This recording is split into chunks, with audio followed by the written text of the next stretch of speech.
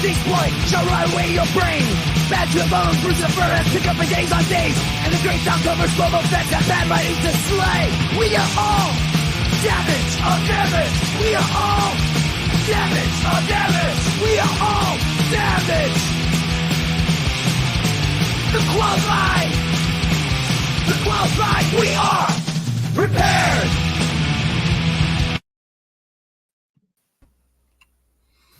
Hello, Friday. and welcome to another episode of The Qualified. I'm Jedi Johnson, 22, not joined this week by the great Dom Tober. Yeah, I heard, Dom I heard he's like gotten bored with the pickle party, so now he's at a pickle pepper parties. He's like wants a little more spicy. I don't know. We are here with the always steady Styx Boy 73, bad to the bone, Brucifer, and the architect joesduelin. What's going on, fellas? How was your Halloween? Uneventful. Spectacular. Yeah, This is great.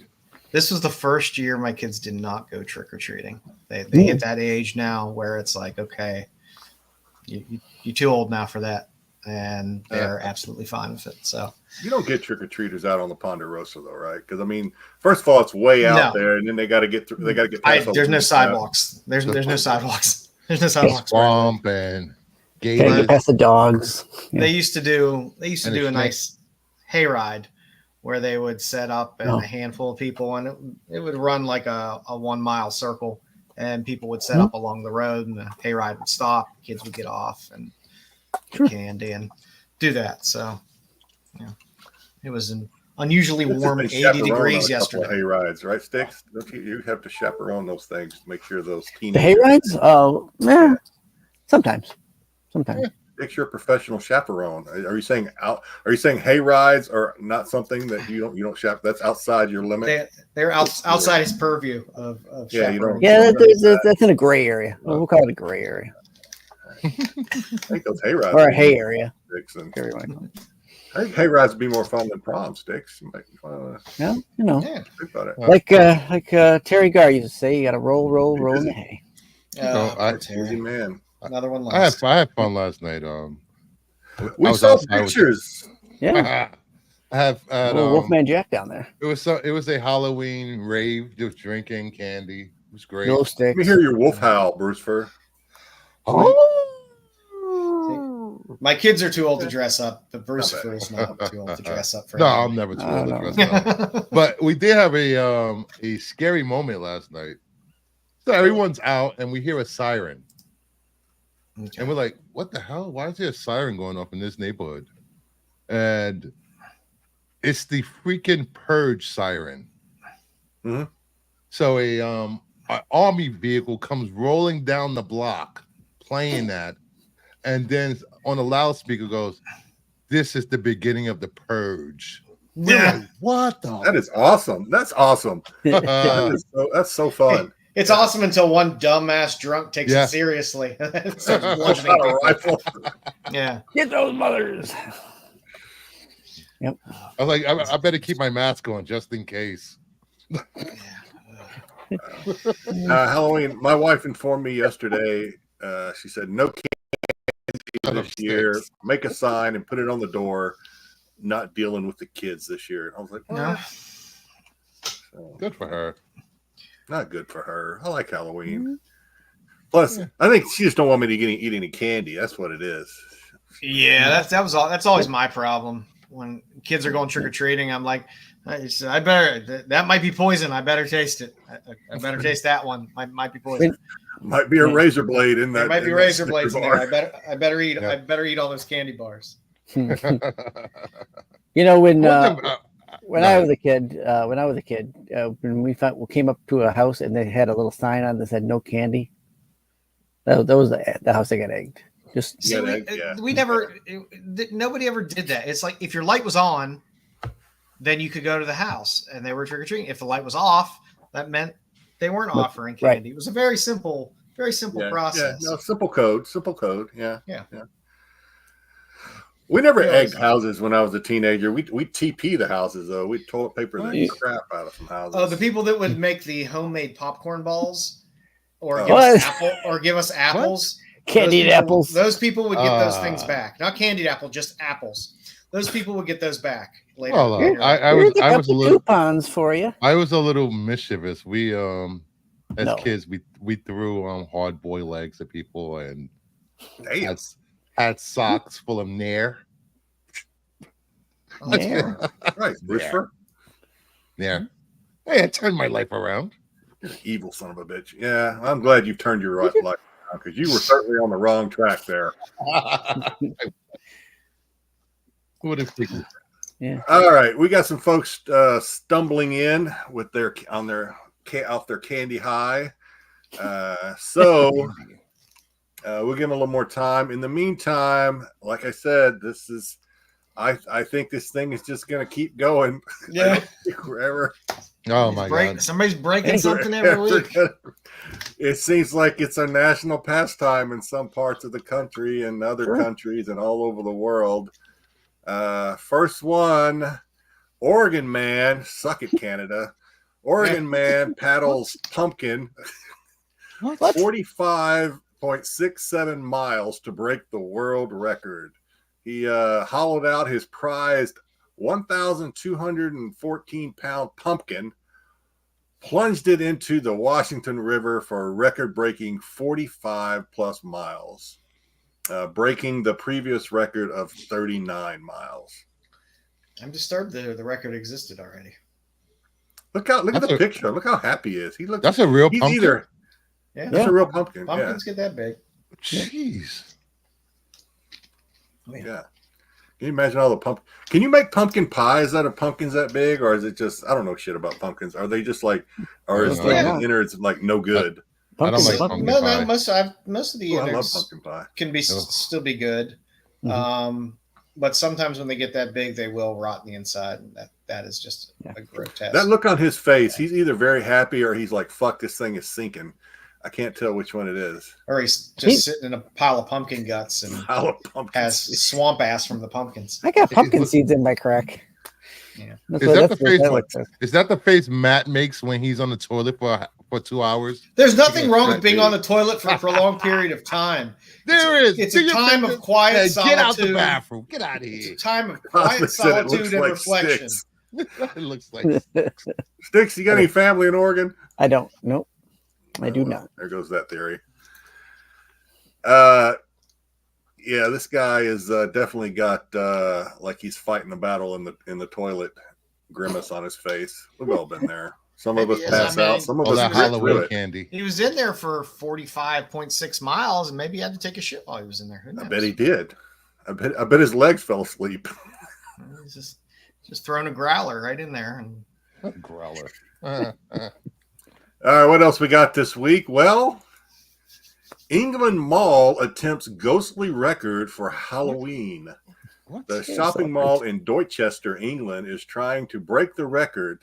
Notice it says trying. We don't find out if they actually did. Tune in next week.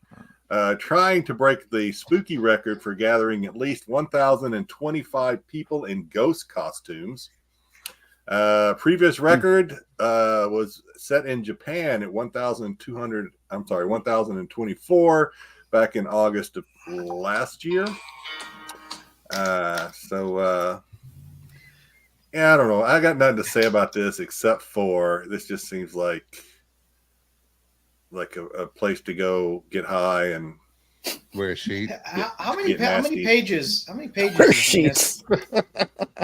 The Guinness Book of World Records has to be like 5,000 pages now because there's like a record for every inane thing possible. Everything. I don't even think there's a book anymore. It's got to be just all be online now. Right? I think they sell separate. It's almost like the Encyclopedia Britannica now. You got your Northeast. It's all in volumes. Yeah, volumes. Yeah.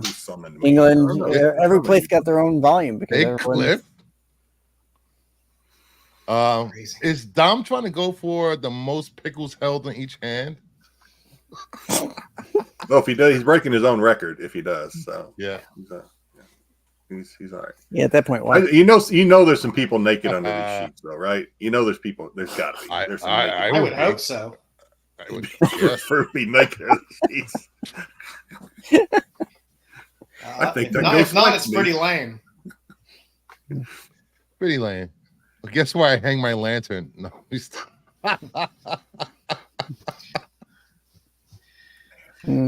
All right, moving on. I think we're still in Halloween mode here. Idaho man, suck it, Canada. Idaho man breaks record for sorting peanut M&Ms as opposed to regular. I guess there's a record for peanut M&Ms and record for regular M&Ms. I don't fucking know. Idaho man puts his color coding skills to the test and broke a world record for sorting 17.6 ounces of peanut M&Ms by color in just under a minute at 57 seconds, almost 58 seconds. I have a PSA for this. We here at Renovision do not support segregation with colors. Please don't do it. No, just kidding. Yeah, I didn't put that together, Bruce. I bet this man's he's sending messages here. You're right. I'm sorry. Which one? What color is supposed to make your tits bigger? When we see it. Yellow. Okay. This man holds the most. So you can sort out all the yellow ones you want. Records. Anyway, enough of this guy. I don't like What's him wrong anymore. with these people? They have way too much time on their hands. Any guy who only touches his nuts for 57.76 seconds. Oh my God. I'm more interested in the secondary part of this. His record for touching his nuts is a lot longer than 57 seconds. We might have to do a follow-up on Mr. David Rush here, who did this, since he holds the most concurrent Guinness World Record titles. Yeah. He's got a lot of them. So I guess that list is a bunch of really stupid shit. Yeah, we can look into that. It looks like I just did a crop, but it looks like his name is hyperlinked, so I can go back and look. Maybe I'll take this. You know, it'd be funny to find out you actually have a peanut allergy when you start doing this. Damn, I worked with a guy that had a really bad peanut allergy. It was very weird. Like even in a room, I've been around he was in the same room with carry peanuts. their own EpiPen because of their peanut allergy. Yeah. I still want to know where this peanut allergy came from. I don't know. It's very weird. I had to carry around an EpiPen in Baltimore. I was allergic to assholes, so every time Dom was around me, I had to. Yeah. Damn, you must have been full of puncture holes. I was. I think we're moving away from Halloween and candies now. Hey, ladies, if this man is available, you need to check him out. Romanian pianist hits piano key 500 times in 30 seconds. I can't. I really can't. He's a very talented pianist. Ladies, he's single. He'll make you hit that high note. A fast-fingered pianist. I got tears in my eyes. I can't see. Fast-fingered pianist from Romania unofficially broke the Guinness World Record for hitting a piano key 500 times in 30 seconds. Damn. Impressive. One finger, two fingers. Old record was set by Japanese. They're all over these records. Old records was set in Japan, 495. So, jeez. Wow. Keita Hattori. Yeah, we don't want to watch a penis there. So, for anyone interested in this record, please go home and practice your fingering. He found the mysterious G key and he went at it. Yeah. Still looking for that thing. I'll draw your pictures. For years, I have no idea where that key is. Up and over. All right. It's right above the C note. Right above the C key. All right. I mean, my eyes are burning from the tears. I kind of started laughing. All right. Oh man, I'll fight through it. Say hello to Who we got lurking around today? GT Comic. Hello and thumbs up. Thumbs up. Hello. What's up, GT? What's going on? Tommy Longbot. Catch you on this other side, fellows. Look forward to that. Seeing you on the flip side. Tommy, thanks for watching. Thanks for coming, Tom. What's up, Blue Pill boys? Ooh. Good. Same as every week. Just trying to keep it up long enough to get through Friday. Trying to keep it up. I'm usually up all week. Andres Ruiz, sorry about them Yankees, Bruce and Dom. Are you a Yankees fan too, Brucer? Yeah, I am. I've been a Yankee fan since I was young, and I used to make fun of my dad as a Mets fan. Well, Mets fans do deserve all the ridicule they get. Oh my God, my father was a Mets and a Jets fan. Oof. Oh, that's a twofer. That's a twofer of pain. Oh, eyes are still watering. Glutton for punishment. Goddamn Jets. Hello, Mama Bear. Mama Bear, what Damn Jets. about that pianist? Pianist.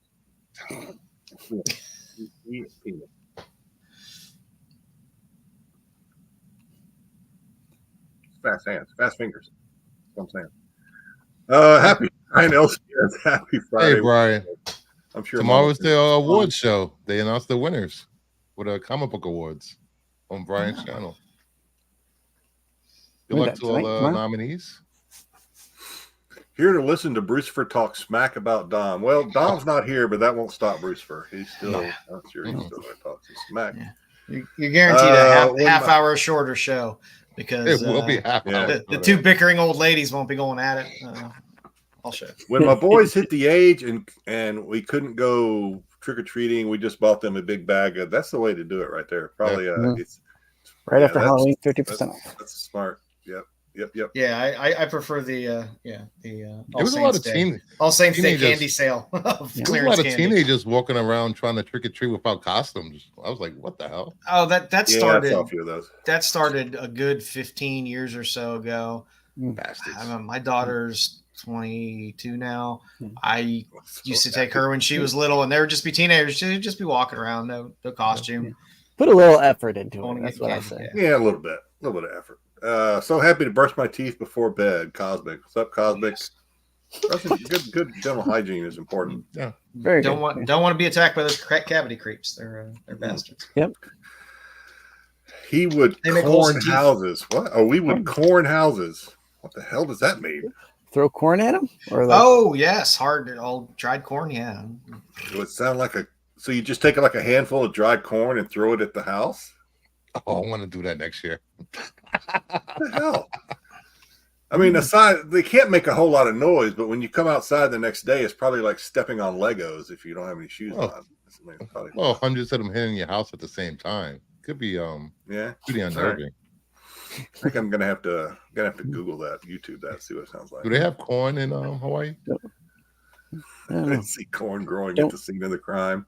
Don't throw corn the long way, though. I don't know if there's corn here in Hawaii. Some people catch it the long way. Buy it. Yeah. Where's Tom? With their mouth. Ah. All right, Mama Bear. Mama, I'm not gonna lie. I would have expected Oregon Man to be followed by. I can't read today. I would have expected Oregon Man paddles pumpkin be followed by Across the Water. She did. Yep. Well, down the river. He went down the river. Who summoned Cliff? I did. You did? Okay. Claudia, what's going on? Hey, Claudia. Welcome from the UK. I can imagine peanut butter ones in the wrong hands. I saw something on the news that said chocolate was going out of style this Halloween. And it was, I guess it's supposed to a lot of like fruit candies and stuff that's bullshit. That's when I would separate the candy, I would give all my kids and the fruity shit, and I would take the chocolate. Well, I don't like chocolate that much at all. So unless it's mixed with peanut butter. No, I dig me some chocolate. Yeah, there's a joke in there somewhere. And he lives in Idaho. Wish he could make French fries prices go down. They are quite pricey. Grow your own potatoes, people. Hey, your chat does work this week, Terry. Yep. We see it. Terry. Hey. Yeah. Just blue and pink. Romanian and hung. Send them to me.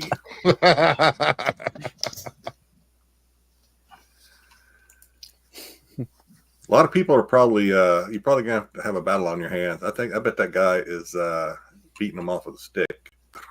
Okay. Literally. I think there's other You wanna channels. watch, there was a video. If you want to watch There the was- penis videos. There was a video. I'm just not smart enough to. do I the can video. recommend my top 10 videos if anybody knows. All right, I think we're almost. Okay, Retrail. We haven't said hey to Retrail. What's going on? Hey, Retrail. We said hello. Crimson Terror, still one of my Hey, favorite Crimson. names. What's going on, Crimson? And let's see, Terry. Anything? My chat has been wonky. Okay, well, we say it's working. Yeah. All right, that's it. All right. Good. Let's Hope I didn't miss anybody. Thanks for tuning in. let's see what Pete turned sideways and tried to cram up into the crevice tonight.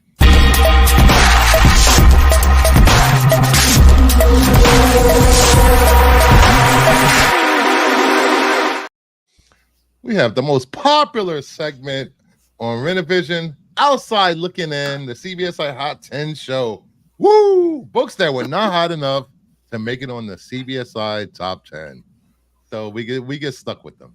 So the first book up, True. we have Mark Spears, Monster #1, second print, 1 in 25, Good book. the Halloween homage. One sold for $75. Some auctions already over $40.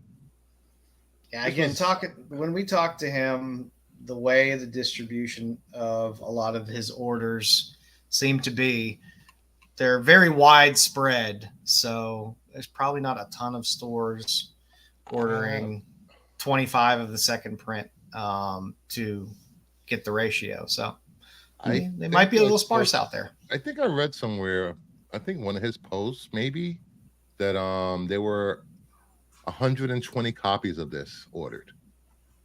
That was it. Yep. So there's Keep an probably eye out about for it. 150 of them. Yeah, it's a good one. It's a good one. it really is. I love pulp looking covers, and this fits the bill. Yep. Yeah, Number I two- like it. I would still rather number have the two's coming original, soon. but I do like Yeah. this. It's nice. Monsters number 2 is coming very soon as well. So Yeah, and that has sold out at distributors from what I read. So you can go to Keen Spot's website and still get a lot of the books. So you can. I got a medal coming. Medal. Oh, have you moved down from foil to metal now? I just got the hollow foil. Move down. That's moving I up. wouldn't say That's not that. moving down. Moving down. Styx. He's still collecting Smurf comic books. Get out I of here. love medals. Medals. Oh, you got somebody against Smurfs? Yeah, they're demonic little creatures that summon Satan. They don't summon Satan. That's what I heard. So I had a professor in college who looked exactly like Gargamel, and he was a Benedictine No. monk and wore the long robes. So he literally looked exactly like Gargamel. Oof. He's dead now. You think? Next up, Choked on Horrible. Smurf. Horrible. horrible. Next up, we have Sectors #1, the 1 in 50. It's not a Momoko, but it's a 1 in 50. One sale for $125. This is what happens when I rush. You get Momoko on the screen. Not a Momoko cover. Not a Momoko. But This it is is too a good for Sectors cover. Momoko. This is a homage to Uncanny X-Men 248, I believe. Yeah, the Cap, Cap and Wolverine and Black Widow. Wolverine and Black Widow. Yeah. Hmm. So ignore the Okay, this is Momoko. What is the this artist report? on this is Sectors? the artist on this is Ajit Jathakumar. And this is from Oni Press. If you're interested in Sectors. Yes, Is this like an original story, or is this based on a cartoon or something? Or Cartoon. is Based on a cartoon. but original story based Yes. on. when was Yeah. this based on the cartoon? cartoon. I've never heard of Sectors. 80s? That was a toy. Well, it was a toy Yeah. more than anything Yeah, else. 80s, but 90s. Yeah. There was a cartoon as well. That's like everything. Maybe been You get 85. breakfast cereal, a toy, and a cartoon. So that was the 80s. All right. Yeah. What, you didn't watch cartoons in the 80s? Jeez, you didn't have any fun. Depends on when. No, probably not. Probably maybe the early 80s. I did. Too busy watching the Cowboys and Oh, God. Yeah, they were good. 1985. This was a TV miniseries. 5 half-hour Okay. segments. Just long enough to plug the toys. And basically. they're insect slant dinosaurs, I'm assuming. Yeah, I know. Who the hell paid $125 for this? I can see it. How many stores are ordering 25 copies of Sectors? Well, there's a Momoko, so yeah. And it's not Dynamite. Momoko's best work. It's a lot of these titles that have been coming out, Space Ghost and stuff like that. They've been through Dynamite, and Dynamite has 1,000,001 covers, so it gets a little easier to qualify for a ratio if they're buying a ton of those different covers. Plus, the cover price on Dynamite books is significantly lower than this, so 150 might be a little more rare than on this book than expected. So yeah. Oh, you should review this on your channel. Well, they only had Mr. Dress Up in Canada, so. Mr. Dress Up? What? You better leave Mama Bear alone. I want to come get you. I used to watch all that Canadian stuff. I'm close enough. Degrassi High. Oh, Degrassi High. Oh, yeah. She's in Canada? That's right. She is, right? Of Degrassi High. Yeah, she is in Canada. Oh, yep. I got to watch it with the Stuck in Canada then. All right. Sorry, Mama. She's only a few hours from me, I think. Yeah. She's about 3 hours away from us, I think. Yep. Me and Styx should take a trip to Canada. I don't know where in Canada. I know she's on our side of Ontario. No, I'm just talking. We'll just take a trip to Canada, digging. You guys are close to Niagara, aren't you? You guys are pretty close. Yeah, 3 hours. I'm an hour and a half away from Niagara. I'm 3 hours from there. Yeah, it's not far. All right, next up, we have Wolverine Revenge, Red Band number 3, 1 in 25. Another Red Band cover. Average is only $30. I'm thinking the novelty of these covers are wearing off, and people don't care anymore. I've been bitching about that since they started doing them. You really have. You ruined the specialness of a cool EC homage if you're going to have 40 of them. So, Red Band or not. I don't know. How many Wolverine titles do we have now going? 4? 2, 3 ish. I mean, that's not including the X-Men titles that he's in. But Wolverine titles, I think there's at least 2. Thank you, Terry Floyd. It's Uncanny X-Men 268, not 248, that Sector is number 1 is doing an homage to. That's right, because Jim Lee was. Yeah. Was it 249? First Jim Lee? Anyway, it's a cool cover, but it is kind of being overdone. It's a cool cover though. Unless you're hardcore EC, you're not. Yeah, you're dropping. You probably dropped off a long time ago. They should have. It was good what they did with the Blood Hunts for the Red Bands. It's like, hey, we're gonna have 4 issues, 5 issues, whatever that run was, and be like, hey, each one of those Blood Hunts is a 1 in 25 ratio. That's an EC homage. And with those Blood Hunts, they only had for the Red Band, they only had an A cover and then the 1 in 25. Those made sense. It made a nice set. It made sense, but just trying to squeeze blood from a stone at this point. Yep. Yeah.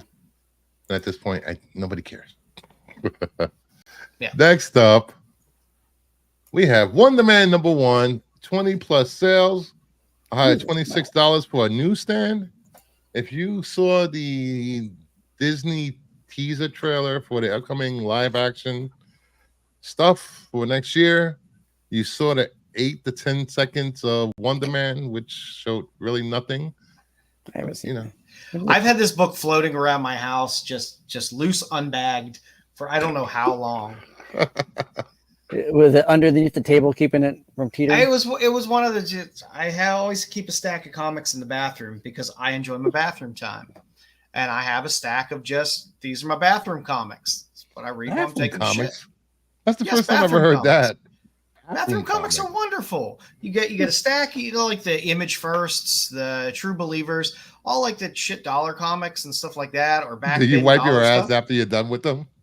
No, but it's nice to have a stack. That just goes to show, man, when you buy comics from somebody, you don't know where those comics have been. Exactly. Well, I truthfully, I would never sell them because they're not bagged to board. They're there for reading. That's what they're there for. You always end up with a handful of like dollar fodder books from different places here and there, and it's just fun to have a bunch of books back here. Look at them. And Wonder Man is it's a toilet book. Honey, we're out of toilet paper. Okay. Never mind, I'm good. You know, if you watch the tech Got show, my Wonder Man. Wonder Man was very high on their anticipation list. I strongly disagree with that list. Yeah, I don't know who's anticipating Wonder Man. Yeah, I think Wonder Man might be. I don't know. Might be safe. Yeah, At least I in mean, Joe's house. in theory, He's safe this in my is- house too. This is Just just safe in a your dollar house. book. This All is a right. dollar bin book for years. Not for and years shirtless and bear years. hunter. Then that's Probably a problem. quarter bin book at some point. Yeah, Don't buy shirtless bear hunter from Bruce Fur. Everybody Don't heard buy that public service announcement. and truthfully, if anyone's trying to sell the non-newsstand right now, it's closer to like maybe they're trying to slip it under there for $5, maybe $10 if they're trying to really. Here, let me throw I this have, in a, with I you. have a news. I gotta get my But- newsstand graded. It's a high quality, high graded copy. Yeah, Don't waste your graded. money. I do have a Mark Julis of his first solo adventures in Marvel Premiere. Anybody want it? That's not a bad book. You sell it. The Mark Jewelers Oh. will get you a premium for. Just saying, Mark Jewelers will get you a premium. Yeah, I know. I should sell it. Mhm. It's only a 7.5, but it's still a Mark Jewelers. I have a wide variety, Mama Bear, of books in my bathroom. I don't discriminate. All right, moving on from what's in Joe's bathroom. This is definitely in Joe's bathroom. This would Vampirilla be, 670. don't buy this comic. Don't buy this comic from me. That's for sure. Yeah, I ain't putting $165 books in my bathroom. Vampirilla 672 NYCC. This is the Common Mint exclusive. 20 plus sales, average $165. There was a high of $245. This book went back on sale on yesterday with a new variant plus this cover. Multiple variants. Yeah. Yes. So yeah, this one's got this color splash now, right? And it's got the new one. there's another one has- too. That's There's one with purple sheet. The T-shirt is Vampirella symbol, and she has pink panties. It's important. but there's one like this also with the NYC. That's a color splash, There's- black and white. There's a black and white with red lips, I believe. You know, so these sold out Should have within bought this minutes. thing. I don't know. Is this one that we were wrong on? Can we ask that question? I mean, because we Wrong always about what? preach no FOMO, no FOMO.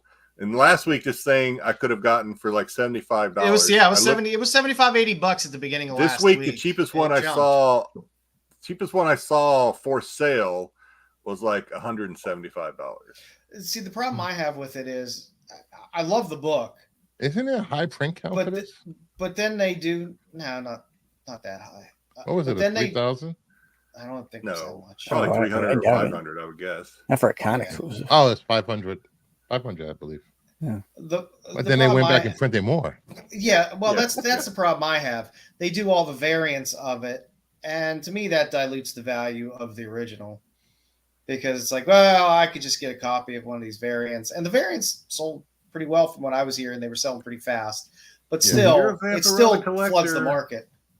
If you're a Vampirella collector like me, you're gonna want all of them, but you're especially gonna want this one. This is the one you want. I'm still gonna sit for a couple weeks and see if it I- slides back down a bit. FOMO might have saved me on this one because I was probably in at 75 at this point. I'm not in for 175. No way. I love Will Jack. It's gotta I come love down. the stuff he does, but yeah, it's Well, if you really love the cover, there's the variants out now. Probably score one of those cheaper. Let's be honest. They're not buying it because of the Wheeljack cover. Yeah, What? they're buying it for the story. Yeah. Well, Yeah. they are buying it because of Will For the Jack's cover. Because interior this is what Will Jack Will Jack draws. Well, I did snag a color splash copy yesterday.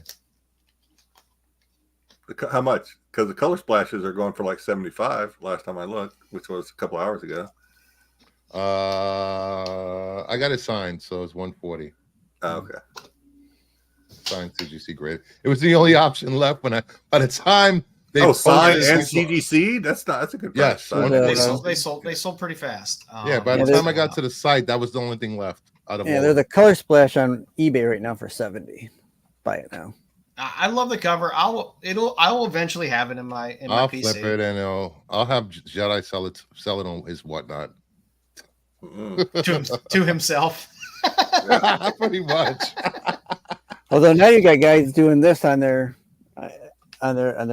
blanks, where they're doing like a recreation of it.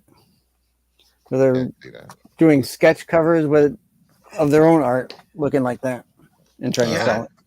Like I said, it's gonna come down. It's a Vampirella cover. It's gonna come down. I love it. Yeah, Mama Bear just loves New York. I love New York. Okay, Mama Bear. I love New York too. I think it would have been better. I love what's behind New York there. If they would have had her mouth open, showing her fangs. No, I like it the way it is. Hold on, Styx. Oh yeah, they got the. Yeah, it's like a Temu. Temu. A Temu version. Yeah, Temu version.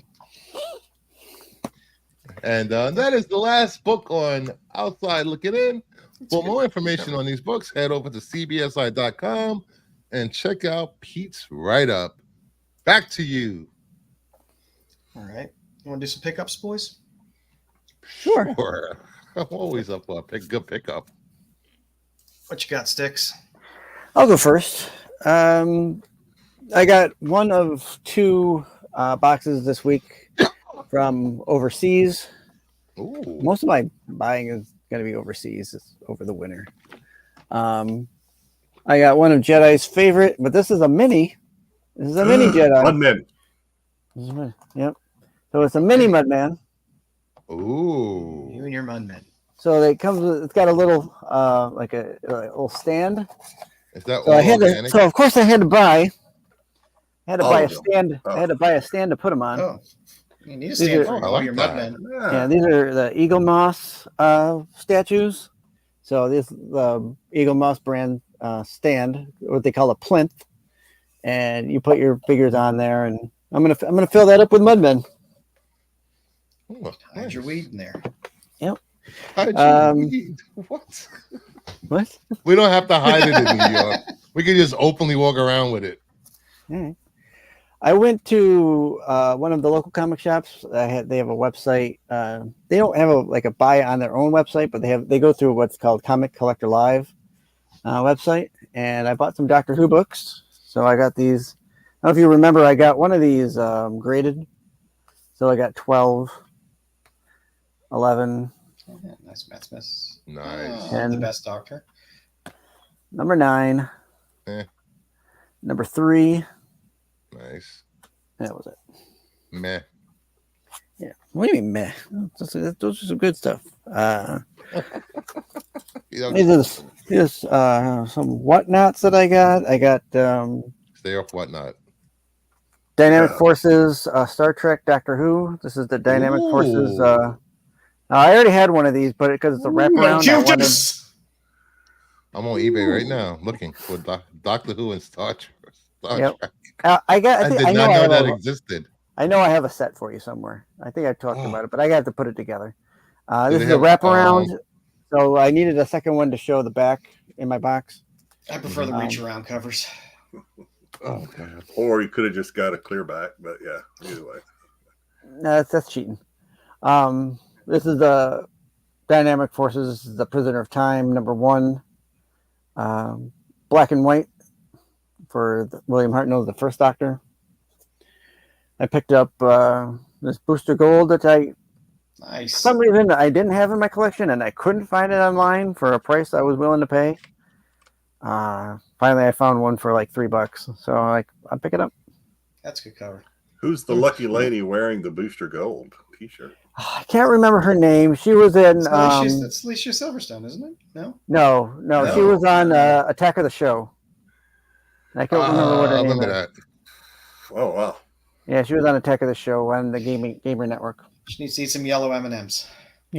I got some Doctor Who adjacent comics. So these are characters that are in Doctor Who, but I thought that was Twiggy from Buck Rogers when you first Beat left. it. I got a bunch No. of some Lytton.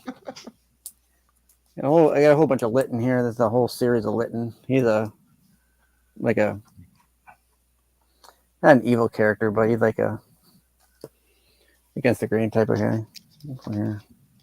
These Doctor Who The Star tarot Trek covers are nice. Wow. Here's Eldred Must Live. And then I picked up this Doctor Who one signed by David Taylor, the writer. I only got that for $1. Well, I'll take it for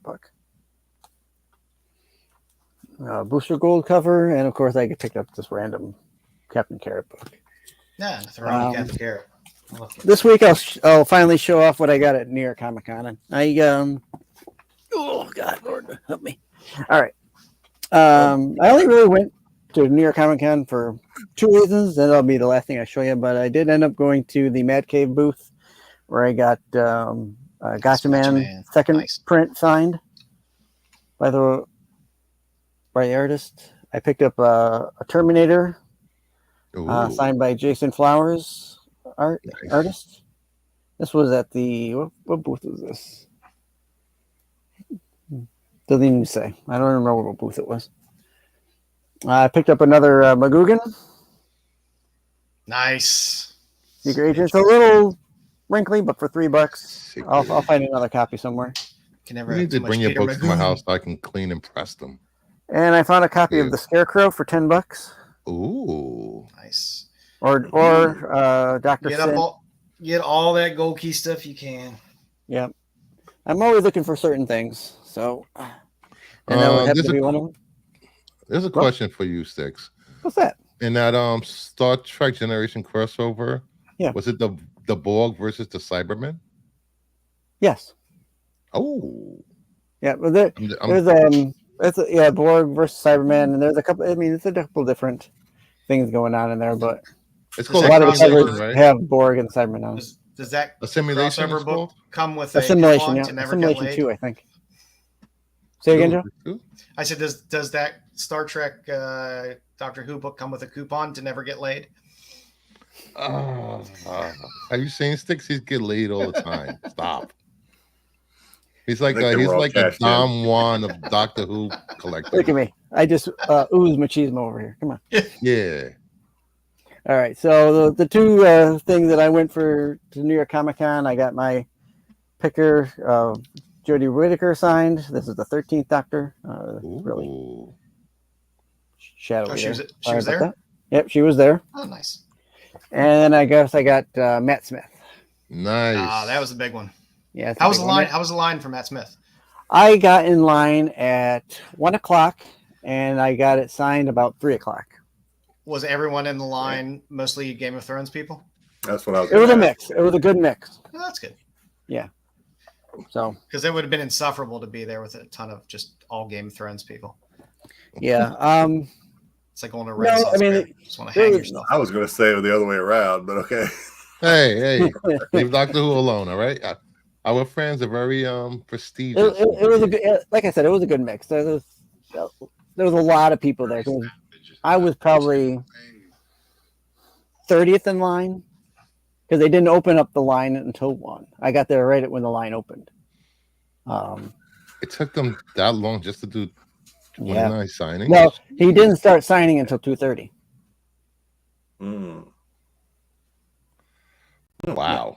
What was he doing for an hour and a half? He wasn't there? Or? He had banging Game of Thrones cosplayers. Hey, good on him. I don't know what to say. Gotta do something. They did the photo ops before they did the signing, so that people can come with their photo and get it signed. Yeah, good way to make sure he's in a shitty mood when he signs your. Yeah, have him do photos first. Yeah, that's it for me. Good stuff. I got a few things this week. Let me see if I can properly cover this up. I got a little Wallywood, Sally Forth. What the hell? It's Wallywood. So it's showing that baby that cake. Oh my god! It's freaking Wallywood, kids. Come on now. That's what they call it on the YouTube channels or the Whatnot channels. Baby, those cakes. Cake. cake. Maybe I got the executive coloring book from 1961, which is very hilarious. It has some very funny things in it. It's very nice. It was just a random thing that was in a lot, so it came in there. So I was happy. Little Darwin Cook, my favorite Superman Wonder Woman cover. Yeah, Wonder Woman. Okay. Finally came my hardcover Zora Man of the Dead, Sean Gordon Murphy. Oh, they had that at the con at New York. Got a little more Wally Wood, some Cannon. I have that. No, I have that. I have that one. I have that one. A little more Zorro. These are the premium editions from the Kickstarter. I made the Connor cover. And nice Joe Quesada cover. And then a little Hughes. And a little Hughes foil. It looks a little different on the foil, doesn't it? Yeah, like a little more it's, zoomed out. It's complete foil and not spot foil, but it's almost a little bit of a hollow foil. Okay. And then thanks to Styx for picking these up at the con for me, I got my Sean Gordon Murphy Liliths. Yay. You're welcome, Very sir. happy about that. Very, very happy. And that's what I got this week. Bruce? Sure. All right. What do I have? Since I've been on the since we had Mark Spears on the show on TAC last week, I decided to do a little back issue diving for Mark Spears covers. And his first work, Ultimate. Did the interior. And interiors. I got this for like $4. I was happy. I got the Vampirellas, his first covers. Those are great vampies. Yep. If you want them, they are available for $10 on 616. 616 website. I got the second printing of Monsters #1. I'm still waiting for mine. I got Action Comics 1071. Oh. Yep. You're all in, aren't you? So, all in. So Salmon's Twitch case files. There you go. Action Comics 1072. World's Finest 2024 annual. Little Batman and Superman. I like that 80s Superman or Batman. Yeah, it's That a great, is it's a good cover. look. I wish Midtown would put those stickers on the back of the books instead of the front of the books. Yeah, Action 1073. Did I show this? I don't remember if I showed this last week. Probably not. Kneel Before Zod. Scorched. Rat City. All this Spawn stuff is great. Yep. Green Lantern War Journal. What was this? Action 1065. Little Brainiac Queen. I like that. Spawn 355. All right. King Spawn.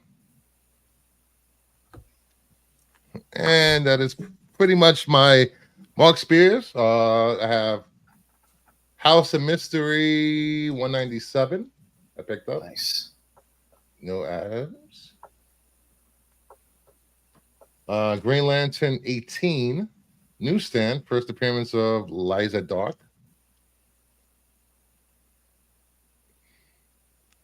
Okay.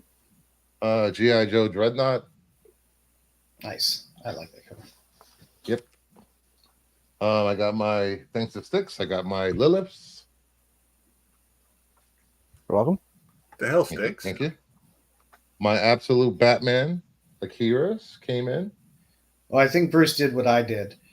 Vault allowed you to pre-order those books from the con, but it looked when you're ordering, you're thinking, oh, I could just order them. I don't have to go to the con. Yeah, I and know. Then when you read further, it's like, these will not be delivered. They must be picked up at the con. Yeah, and after the con, people that didn't pick them up, they got an email saying that they will be mailed out within 4 to 6 weeks or something like that. Holy crap! Yeah, no. But still, at least they're mailing it. That's nice. If I wouldn't have done that, I would just say, fuck it. Just let them mail them to me. Mark's Monsters, the one in, what's it, 1 in 25? That's 150, I think. That's 150. 1 in 50. Yep. They still had them on the site, so I grabbed one. Yeah, I got one when I got the Keen Spot exclusive, the werewolf with the white background, the Spider-Man 1 homage. When they do the reprint of that Mummy 300 cover, let me know. All right. We got the Souza Micah, Absolute Wonder Woman. That's a good cover. She got a thick sword there, man. That's the Absolute Wonder Woman thing now. I got that. Big old sword. Absolute Batman. Mark Brooks signed copies of the foil and the silver screen foil. Okay. Yep. The print runs are so high on Absolute Batman. I just said to hell with it. And of course, I had to get the ash cans. Might as well. I like ash cans. Yep. And the other side of this is the Wonder Woman, Absolute Wonder Woman ash can. So that is it. Jedi. That's all you got? That's all I got. No DCUs this week? God. Bruce, slacking. I got one coming tomorrow. I've only got four comics to show. But I'm gonna bring it like I usually always try to bring it. But they're panty droppers. They're panty droppers. I don't know if Tyson is not. I don't see Tyson in the thing, but he would probably appreciate these. I think Joe might appreciate. There are some naughties of these, but I'm only showing the nice, or what they call the nice. This is Sydney Augusto with Wonder Woman got Rogue wrapped up in her lasso. Nice foot action there for you, Joe. I approve.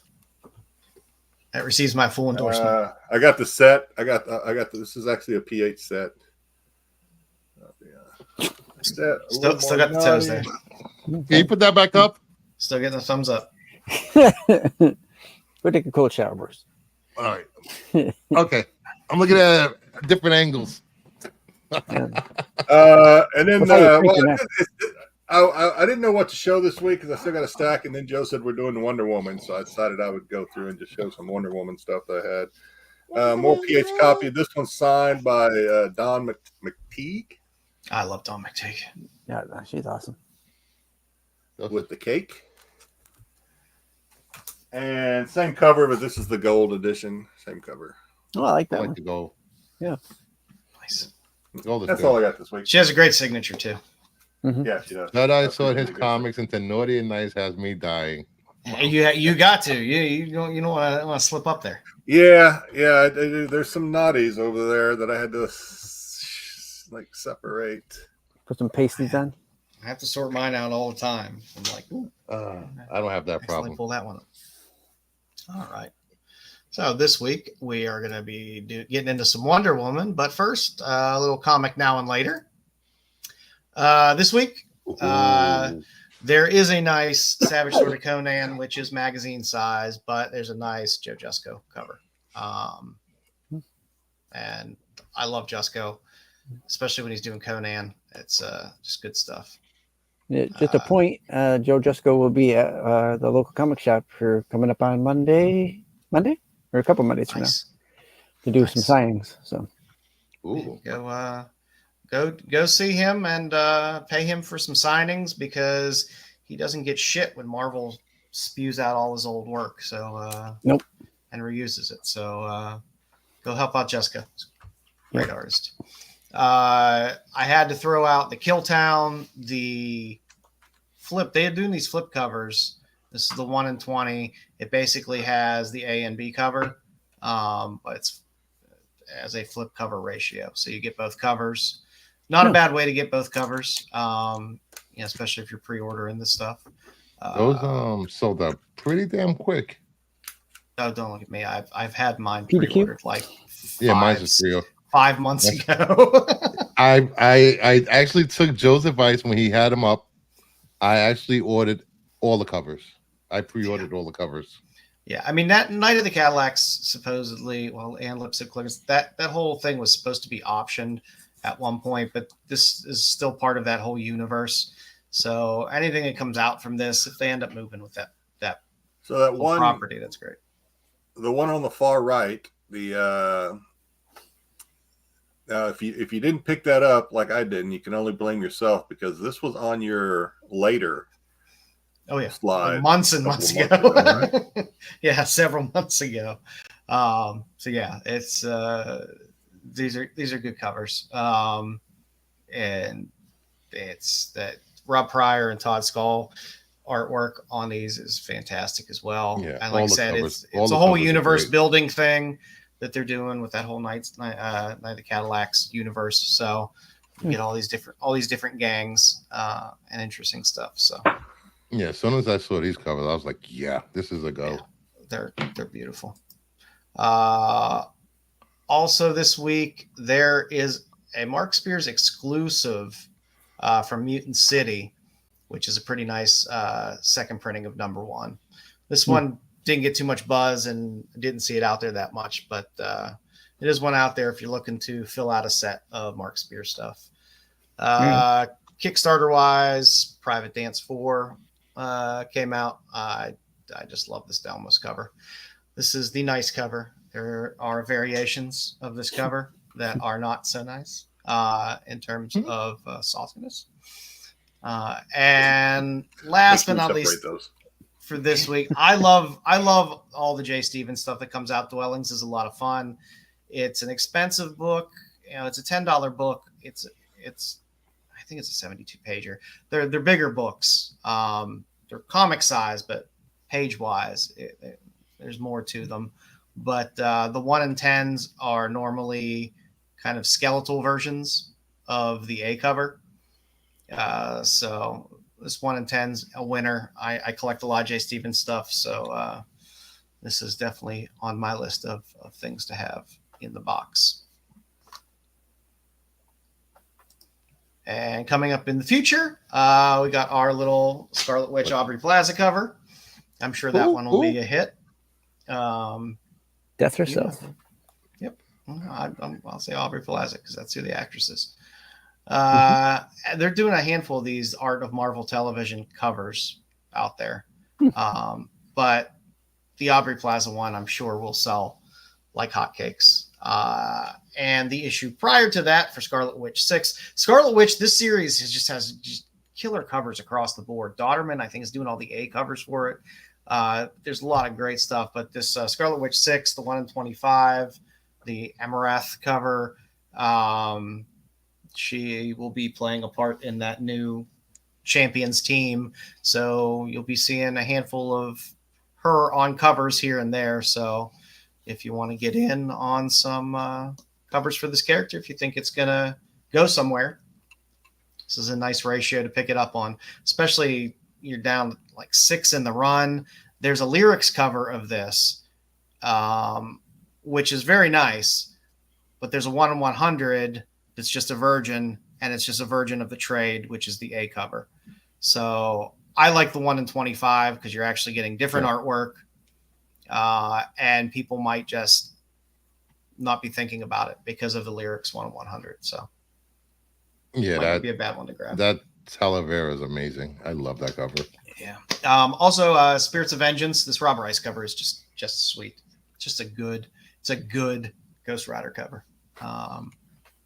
It's kind of cool.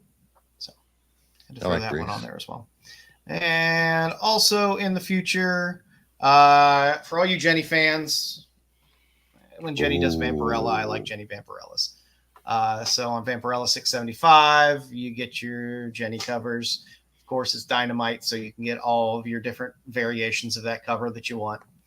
One of my favorite artists who just always knocks it out of the park, Jay Ferguson, has a beautiful cover B on Heatseeker Combustion, number 3. There is a non-clothed option of this cover available as well. I bet there is. Of course, For separation. But I enjoy the series. Any of the Hardcase Crime It's stuff. usually $10 more. Fantastic. I'm just saying. Really? It's actually not that much more for the Hardcase Crime ones. It's normally, I think, maybe $2 to $3 more for the. It's like $7 something if you pre-order, versus the $4 or whatever. I was not pricing. That's what.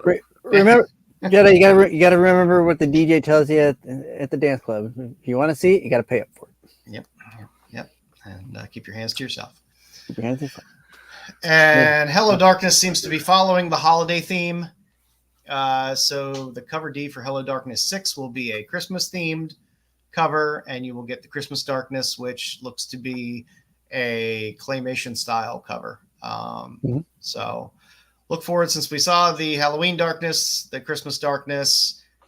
We'll be surprised if we see some other holidays coming up, maybe a Valentine's Day. Thanksgiving gets no love as well. No love for Turkey Day. No love for Turkey Day. But the Christmas one is interesting. And it's been a fun series. A lot of good covers. I like anthology horror books because at least you get a bunch of different stories. And even if you hit a dud here and there of a story, you still have other good ones in there. Is Mr. Oz the character, or is that the artist? That's the artist. So that is what we have for that. Jedi, I believe it is your time to shine. It's time for the That's Not a Comic, That's Not a Comic, Salia Comic, Salia. It's time for the That's Not a Comic, That's Not a Comic, Salia Comic, Salia Comic. Oh, cool.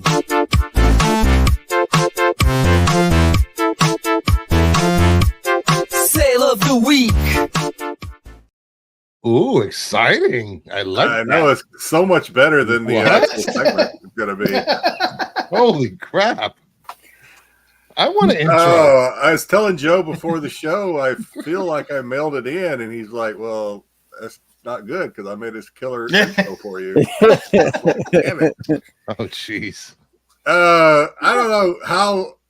Joe knows. We've talked about this before. I don't know how I ended up on snow globes, but somehow that's where I landed this week. What? When you look at the prices, you understand why. Yeah, you do, and that's slide one. We'll go through them quickly, but I will just say this for anyone out there, and I know our audience is predominantly male, most likely. I don't know how many men collect snow globes. Usually, it's the better half that does that. Not me. These things are worth money. I don't know what the buy-in is on these things. A lot of times, if you're at Disney and you buy a snow globe, I have no idea what they cost. A couple hundred, at least. But damn, these things have some resale value on these things. So, Alice in Wonderland, Cheshire Cat. Rare, limited to 100. I don't know if you get these online or if you get them at the park. Who'd want to carry that around? 2,900. Huh? That'd be the last thing you'd buy. Yeah, I wouldn't want to travel with that thing. Yeah, you buy that on your way out the gate, most likely, if you get it at the park. And then Hercules versus Hydra. This is from 1997, 10th anniversary. A little over $1,200 on 34 bids early this month. Oh, that's a good amount of bids. Those are really elaborate. Yeah, some of these are really nice. Almost like what's a lot of the comic hero statues you see, like I always do a segment on it, but I'm drawing a blank. Oh, Hot Toys or whatever. Hot Toys and some of those type things. How many cats do you have to own before you're allowed to buy one of these? I don't know what the limit is. Once you get, I don't know. four Cats or might more. break these things. Cats like to break shit like this. That's true. Peter Pan Snow Globe limited to 500, 50th anniversary, $1,700 on best offer mid-month. So I guess the reason I added the Disney stuff, I put a whole slide of Disney, is because I don't know. This just seems like the kind of thing that you might buy on an impulse buy and then have in a box somewhere in a closet, forget about it. If you do have a Disney, especially some limited edition or an anniversary edition, do some research on it, because I was a little surprised at how much these things sell for. This is a small sample. I could have listed slide after slide of Disney snow globes that were $1,000 plus. That's crazy. So, it's impressive. Yeah. Disney collectors are serious. They're serious Disney collectors out there. Yeah. Yep. So this was so definitely look into that if you own some Disney snow globes. Even if you don't want to sell them, it'd be interesting to know what they're worth. So check that out. Next slide, we're going to stick with snow globes, but we're going to go music. I didn't know these things existed because I'm not into this type of music really, but Crybaby Dollhouse, Melanie Martinez, who I didn't even know was a singer until I had to Google her. Her snow globe from 2019 listed as a must-have, is what the seller said. $1,200 on a best offer mid-month. I assume you buy these online, or maybe they came in some sort of package deal with her album. I have no idea how you get these things. But it is. I did some research on other sales, and this is $1,200 is around the ballpark. Not a lot of them out there. $1,200 is around the ballpark for how much these things are selling for. That's crazy. Taylor Swift Christmas Tree Farm Snow Globe from 2019, limited edition. Best offer of just under $600 at $580. Sold in early August. Again, checked out a couple of these. $500 is about the going rate on a lot of these I saw sold. Are these licensed? Are these licensed through her? I think so. Yeah, I'm guessing because of the price, they would have to be. Yeah. I checked some other sales because I wanted to be sure on the sales, or at least close on the sales. The first two, those sales are in the right ballpark. This next one, you'll notice I put a little asterisk by the price. This is Taylor Swift's Lover Snow Globe from 2019. Somebody paid just over $700 for this on 5 bids. Somebody got into a bidding war. I don't know if there's something special about this one. Maybe it's numbered and this is a low number. I'm really not sure. But I did some research on this, and you can get this snow globe for about $120. Yeah. So I'm not sure why this one went up so high. Sometimes those bidding wars will get you. Yep. Yeah, I'm looking at one. Yeah, it's about 120. It's 85 pounds in the UK. So about. The shipping on these things ain't no joke. Whether or not, I mean, even shipping on these things, obviously you have to pack the shit out of them to make sure they get there in one piece. But average shipping on these things are like $50, I think. Wow, just to get them where they're going. But that's it. Thank you, Joe, for that great intro. And then I apologize, I couldn't do better for the segment. Maybe I'll try a little harder next week. Oh, no problem. I did some sad news this week. Greg Hildebrandt passed this week. Oh, that's right. I know everybody tends to know him for the Star Wars poster, but he was a extremely talented artist. Between the Conan stuff, handful of really great Marvel covers, he did some great pinup stuff for heavy metal. Him and his brother cranked out stuff for years. It was fantastic, but lost another legend. It's sad, but I had shall be missed. Really quick. I had the quick pleasure of meeting him in Baltimore 2 years ago. Not this past year, obviously, because he wasn't there, but the year before, I met him. I didn't get him to sign anything. I just had a quick chat with him. I didn't really bring anything with me, but really good guy. We talked for about 10 minutes or so. But it's a good loss to the artist community, and people that have been around for a long time in the industry that just still kept putting out amazing stuff. he definitely shall be missed without a doubt. And Styx, it's time for your intro. No. You are not having a massive stroke. It's just trivia with Styx. You did not suffer a debilitating head wound. It's just trivia with Styx. It's not CTE or PTSD. It's just trivia with Styx. Are we at a rave? Where's my glow sticks? I like it. Thank you, Joe. I like that. Yes, no, there will be no head wounds today. We're just going to do some quick trivia. And our trivia tonight is brought to you by Wonder Woman. And I'll have many variations here depicted in this collage. I always like the white suit. I don't know why. I would like that white suit. The white suit was awful, but man, the covers were great on that short run of the white suit. Yeah, that tracksuit. All right, let's begin here. Thank you, Zach. Question number 1. Which title does Wonder Woman make her first appearance? Is it Wonder Woman number 1, All-Star Comics number 8, I know Sensation Comics number 1, or is it D, none of the above? It is B, All-Star Comics 8. Suck it, Styx. Well. B. The only reason I know that is because I was thinking about making a game around Wonder Woman's first appearance for the end of the show, and I looked it up. That's the only reason I know that. Cheating. You're getting ahead of me. You're trying to beat the curve. I get it. All right. That's fine. Well, it does get messy because All-Star Comics, Sensation Comics, and Wonder Woman all kind of ran at the same time and overlapped with each other. So. Yeah. I was kind of hoping Jedi would go for the none of the above. I know how much he likes that little. I probably would have. Had you not. I'll give you a hint for the future. If you put none of the above in the C slot, I'm like, I'll remember that. All right. So the answer is yes, All-Star Comics number 8. She's not on the cover, but she is in the guts. Yep. Does it count since she's not on the cover? Yes, she has a full. She has a full story in the interior. I don't think. Yeah, ask Marco. He's the. He knows all that kind of stuff. I ain't asking Marco anything.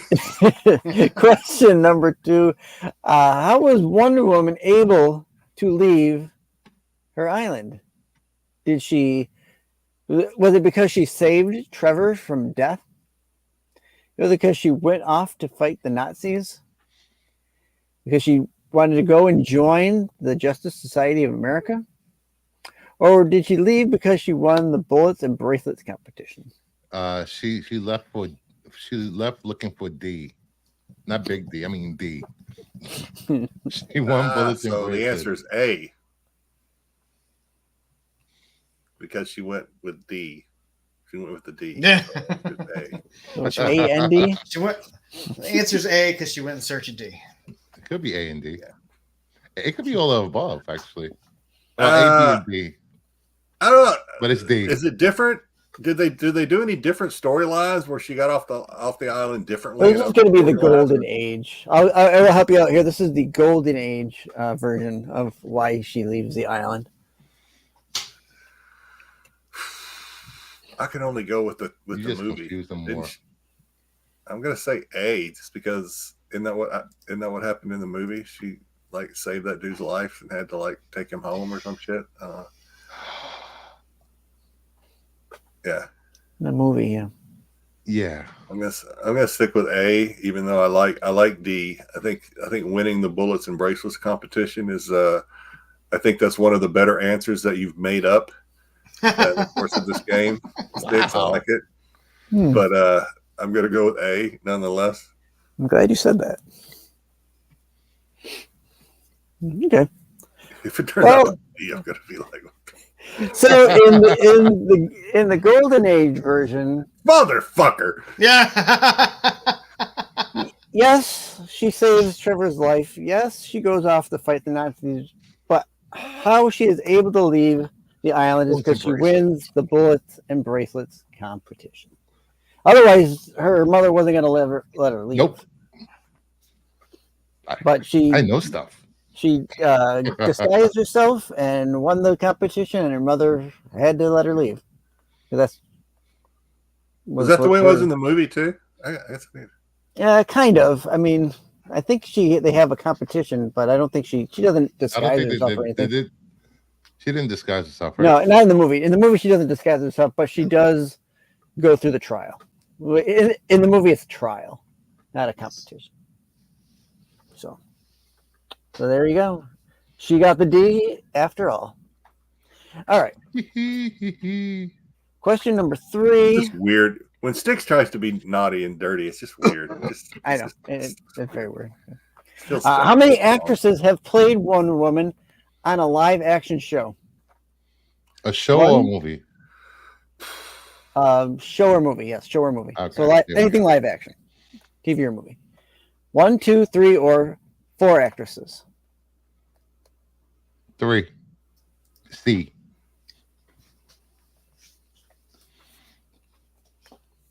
I only know 2, but I know it. Now remember, it's TV and movies.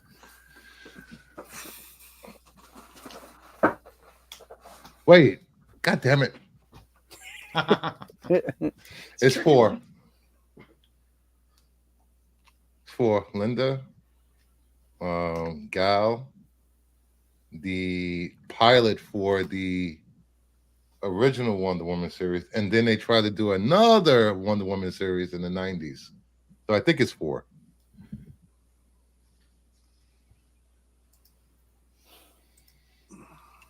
Okay. Jedi's thinking hard. Wrong. He probably put C. Jedi's thinking so hard. I think his beard is starting to grow back. I'm doing this so much, I'm rubbing a hole in my beard. Right? I'm gonna have to Google this answer just to double check. Styx over here. Hey, no Google. I'm not gonna. I already said my answer. No Google. I'm not smart enough to know how to Google. I'm with Mama Bear. I was leaning at 3, and then Bruce first started making me double because I'm thinking you had Linda, you had Gal, and I just assumed that there was probably a Wonder Woman in one of the old Batman or Superman shows, like way back, fucking like when Styx was a teenager. So I'm gonna stick with 3, even though I don't know who that third one is. Okay. All right. And your answer here is 4. So in the Suck it, Lee. In the 70s, we have Kathy Lee Crosby. Kathy Lee Crosby. That's incredible. Yep. Adrian Palicki does the pilot. Now, you had said the pilot and a 90s version. I think you were combining the same person, but you still came up with 4. But they had a Wonder Woman in the 90s? Because you got Linda Carter and then Gal Gadot played Wonder Woman. Yeah, they did a pilot. It's on YouTube, I believe, or Daily Motion. And you can watch it. It's not great, but it's not bad. I don't know. I'm just gonna say that obviously, Styx, you were excluding the fine art of porn art because I'm sure there's been plenty of live action Wonder Women in the fine art of pornography. Well, that you just completely ignored those. I'm sure there's a Justice League porn parody somewhere. I think that's a different those hardworking artists in the porn industry. You just completely shun them and didn't include them in your game. I'll try to look up to see if. Speaking of adult movies, please check out Sex Track. Fine piece of art. Great story. I won't talk about the one. I hate to say that your question is completely wrong on this, but I just feel like I need to say that there's probably a lot more than 4 that's done live action Wonder Woman. I guess I'm just not as learned as you, Jedi. Yeah, it's actually 5, not 4. But Right. since the answer is Styx answer, I get it. And Kathy Lee was the pilot episode for the original Wonder Woman series before Linda Carter. Yeah. All right. Question number 4. Let's get into it. What helped to create Wonder Woman? What was the catalyst that helped the creators make Wonder Woman up? Did it A, magazine article? Did it B, the invention of blood pressure cuffs for polygraphs? Is it C, the women's rights movement? Or is it D, both A and C? I think it's the A and C. Bondage fetishes. First of all, before I answer the question, can I just the invention of blood pressure cuffs for polygraphs? Yeah. That almost seems too specific to be made up. So good job, Styx, if that's what your intent was to confuse me with that answer, because you completely have. I know women's rights movement is the right. I know it's C, but I don't know if it's also A. No. I'm gonna tell you right now. I have done an oopsie on this, and I do have a wrong answer here. So that's okay. And then in that case, I'm just going to say C, that it's women's rights movement. Yeah. All right. Let's see what I got from the answer. I've been Styx. I did it to myself. So on the answer here, it should be A and B. There was an article that the creators had read about the women's movement, and then the polygraph. Then they something about the polygraphs. Right. Polygraphs convinced them that women were more honest than men in certain situations and could work more efficiently. Lasso. But it had nothing to do with women's rights. That's interesting. Okay. Yeah. Okay. Question number 5. Last question. Wonder Woman has been depicted as a man. Is that true or false? True. So I go back to the fine art of pornography when I say, "Oh my God, I can't." It is a fine art. Yeah. I don't know what you've worn in your home videos, Jedi, but I'm not counting that. Are we talking like Wonder Man? Weren't we talking about Wonder Man earlier? Is that what we're talking about, or is that that's Wonder Man? That's Marvel, right? That's Marvel. That's Marvel. That's Marvel, right? Okay. Totally different power set. Yeah. Has Wonder Woman ever been depicted as a man?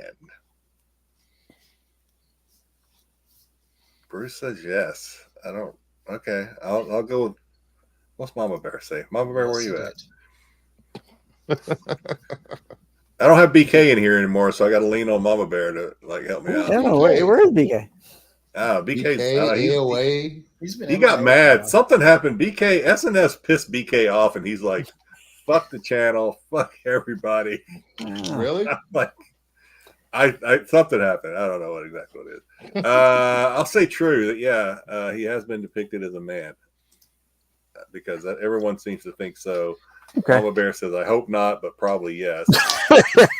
The multiverse. Well, Mama Bear, I'm sorry to tell you, it is true that there was a male version of Wonder Woman on Earth 11. No, his name is the Amazon Prince. What the fuck is that between his legs, Styx? What the hell? That's his foot. That's his foot. Oh, okay. Zoom in. Oh my God, that would have been one hairy hog. And I was thinking that was his back. I was thinking that was his M&M nut M&M's hanging out there.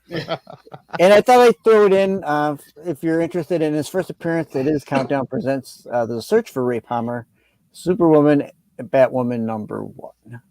That's where you can find his first appearance. Yes. And he was called Wonder Man. Okay. This show is nothing without BK. We miss BK. We didn't do it. I don't know. We didn't do nothing to BK. We didn't do it. I don't know why. Yeah. Come back, BK. We'll let you make fun of Marco as much as you want. Yeah, we'll encourage it, actually. All right. So let's go through a yeomanly heap of Wonder Woman covers tonight. So starting with the Golden Age and slowly working our way forward. It's hard to cover 80 plus years of Wonder Woman. So I tried to do a nice relative sample of a lot of the good Wonder Woman, especially solo title stuff that I could find, with a blend of keys and good covers and things like that. So, of course, All-Star Comics 8, her first appearance, she actually does have a full story. It's not, an appearance within another story.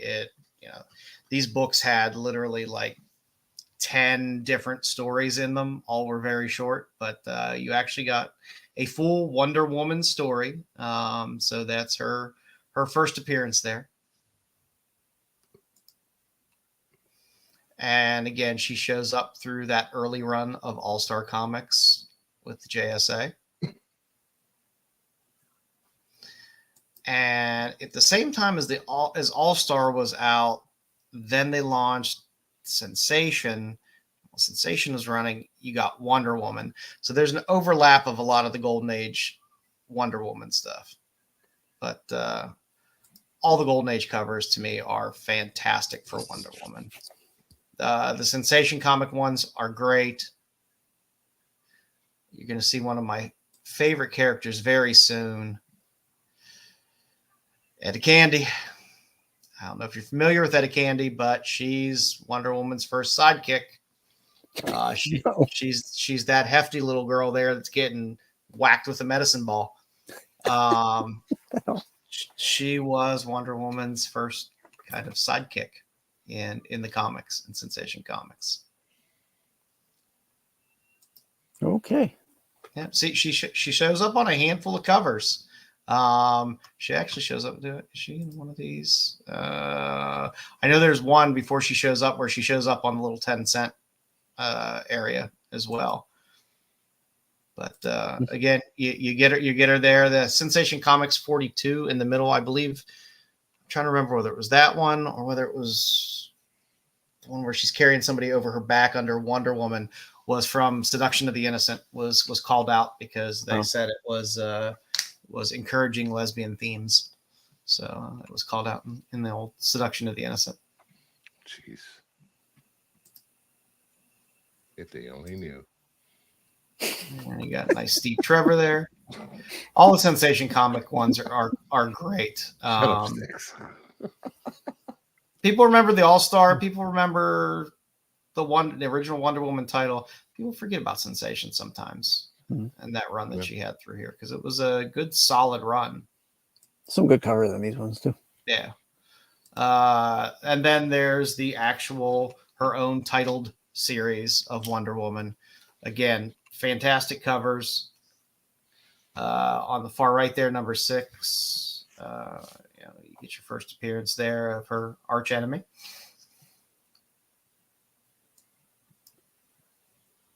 I always love the Wonder Woman for President one. It's a great classic cover. I like any cover where she's tied up or holding a large phallic object. Those tend to be my favorite old school Wonder Woman covers. Who would have figured that? Yeah.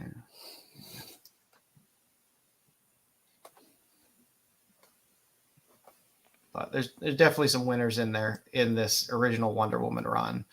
This is the one. I forget what number is that. 49, Wonder Woman 49. That was the one that was called out in Seduction of the Innocent. And the one in the middle. Yeah, the one in the middle. Yeah. I'm trying to remember the key of the one on the left. There's what the hell is the one on the left is a key, and I just can't remember for the life of me what appearance it is in there that strikes that as a major key, but it is on Wonder Woman 37. She also had a handful of covers on Comic Cavalcade. Comic Cavalcade was always very funny covers. This is also where you will get holiday themed covers. If you're a holiday themed kind of collector and like some of the holiday themed, the covers with her, Green Lantern, and Flash are good. You got a good Halloween one there. There's a pumpkin cover for you. There's Styx. Oh, there you go. All right, do like pumpkin covers. Got a nice little snowman cover. It's big enough to ride down the river. Yeah. Not ride a pumpkin. 46 miles. And apparently you can shit in it too. What? What? That guy had the expression on his face. It looked like he was taking a shit. Let's be honest. You can do that anywhere. You can shit anywhere. That's true. What is this show turning into? She did show up in Action Comics. It's a weird appearance because it's just a little PSA for staying healthy in old Action Comics 342. Wonder Woman 37 was the first appearance of Cersei. That's right. It's Cersei's first appearance. So, point. Is that what is it? Is it yellow dress or red dress? It's your red dress. Red dress. Red dress. Yeah. So the one on the left there, where she's opening the sarcophagus, that's the first appearance of Cersei. Yeah, yellow dress means you missed the bathroom. Yes. I was gonna say, is that yellow skirt dessert? Is that what Again, I always like when they change up the trade dress. I always enjoy, of course, the first one is the bondage cover. The second one, you get the origin of the invisible jet. Mama Bear sent Bruce for something interesting. Very interesting. On the far right, you start to get the teenage adventures of Diana. So it's really your first Wonder Girl. Wonder Teen. Wonder Woman in the Iron Mask. And they briefly relabeled Wonder Woman Presents Wonder Girl for these adventures for a few issues, not too many. Oh, I did not know that. Huh. Like I said, they changed the trade dress quite a lot on Wonder Woman. You got a good mommy cover if you like a mommy cover. Also a bondage cover. I have that. Oh, they gave her those strap shoes in that middle. I hate those. I like those. Her uniform changes. You don't have to wear them. That's true. I don't have to wear them. And nobody wants to see your hairy legs in those. I tried wearing them one time. I didn't like them. What a kilt. Kilt. On the far right. It was a miniskirt kilt. Yeah. On the far right, we have our first Silver Age appearance of Cheetah. As you saw back here, we had our first Golden Age appearance of Cheetah. Yep. But if you're a DC collector and a Silver Age collector like I am, we like to pick up first Silver Age appearances as well because they tend to hold some value as well. Because most people aren't going to go back and be able to shell out the money for first Golden Age appearance of some of those books. So first Silver Age appearance. That one in the middle is just calling out for a remark of a big dong hanging down. Oh my god! I know. I tried to pick covers that I found interesting, mixed in. Just you lying there. Oh my god! Sorry. So this is why people don't like me. I was thinking the same thing, that he pulled it out. Of course, you get your first Justice League with Brave and the Bold, and with that Starro cover, and you got your Wonder Woman there. And then in the actual ongoing Justice League America series, you have her throughout that as well. I love the Funhouse mirror cover. It's always a winner because Fat Wonder Woman makes me laugh. Wait a minute, shouldn't she be like regular size on this side of the mirror and fat on the other? That's the fun part. They change into their Funhouse mirror. Okay. Yeah. Looks like a Comic-Con to me. I've seen a few cosplayers that look like that. Yeah. Mm-hmm. There was a Secret Origins DC special that came out as well, where you could pick up some Origin stuff. And then you got the hey, it's the 60s, man. Wonder Woman is going to be changed. So they redid Wonder Woman, and this is when you started getting the white outfit. Yeah. Which, again, the white outfit is quite nice. Mm-hmm. They had some really, really good covers in this short run of her having the white outfit. You know, hey Joe, can I hit a pause button here real quick? Oh yeah. So last week when we were doing our segment, and you showed your what segment did you do last for horror? You did Golden Age, right? Golden Age, I think. And you made a comment because you had a lot of bondage. You had one slide that had a lot of bondage. Yes. And you said you like your bondage covers. I do. But it just so happens my youngest son, who never watches this show, had it streaming, had it streaming in his room while he was doing something else on his computer. And he told me later at dinner, he goes, "You guys are weird." And I was like, "What do you mean?" He goes, that guy likes bondage covers. I was like, "Hey, it takes all kinds." It's a great Golden Age trope. Takes all kinds to make a village. Like I said, Wonder Woman was We're tied up. based off of a lot of Wonder Woman covers or bondage covers. Yeah, and especially when she had the white uniform, like I said, you got a slew of those covers that were all some type of bondage cover. The one in the middle goes for a nice little bit of money. It's always a great cover to find if you find it in the wild. And to keep up with my bondage theme, her tied to a large phallic bomb. That's I love that cover. That cover is a big Really, winner. Bruce. Plus, you get a little Nubia teaser. Well, I'm all for the average guy, but that cover is great.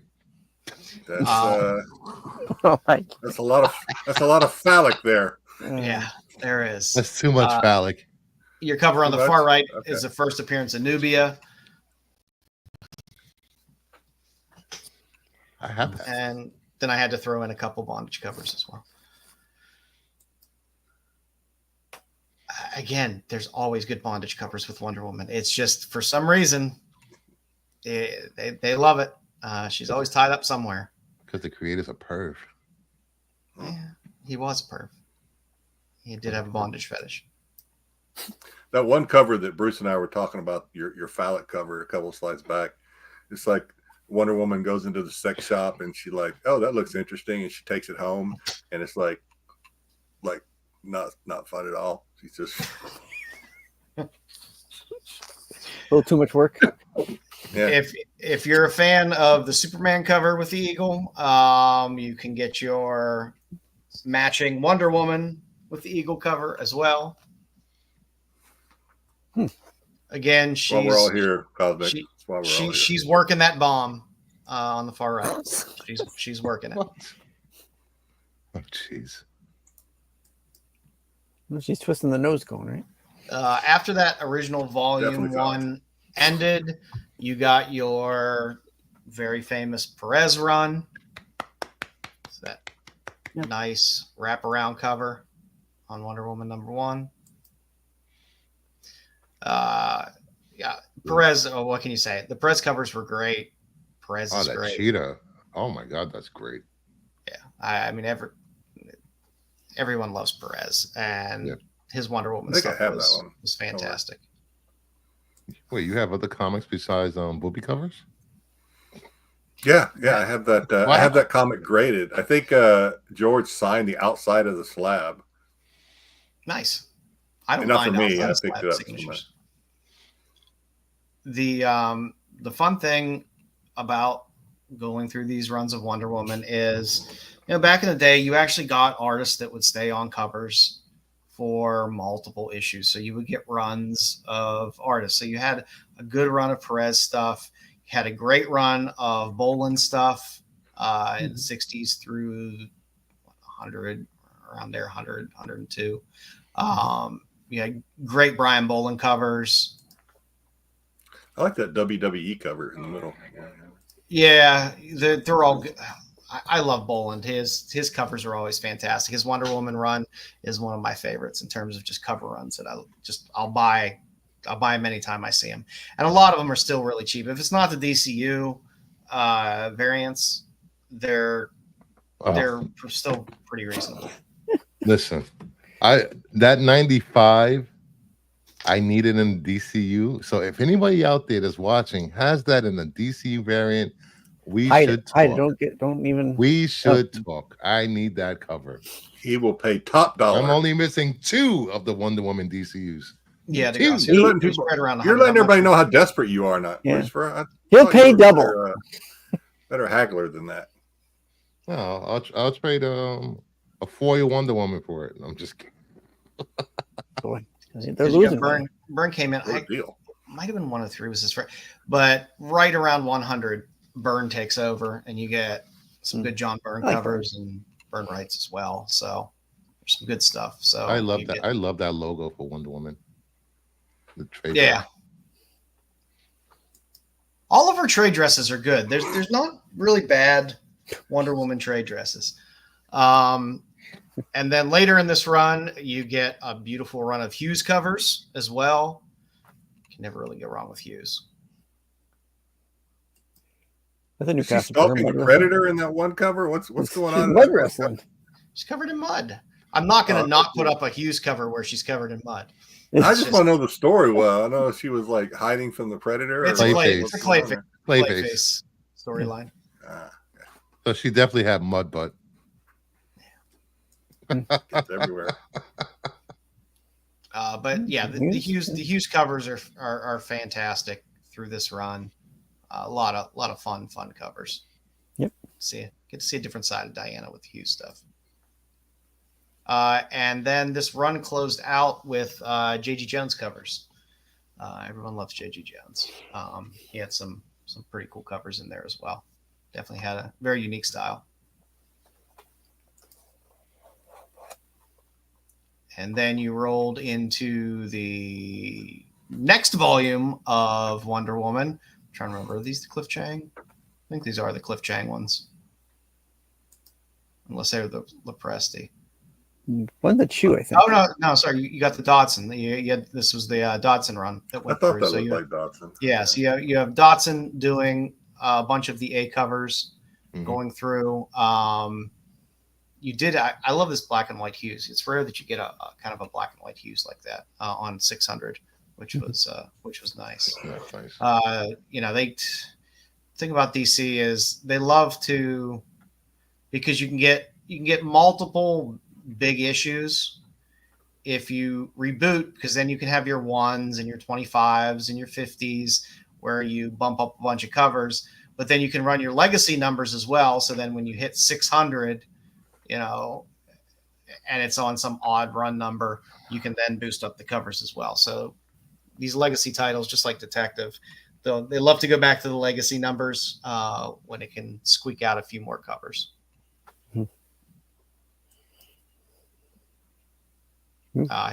Then you had the Cliff Chang series that went through, where Cliff Chang was doing a lot of the A covers. He had quite a long run through this run of Wonder Woman in this volume. But again, you also had a handful of Finch covers toward the end of that run as well. David Finch is tremendous. The man doesn't get the due he deserves. Finch is a great artist.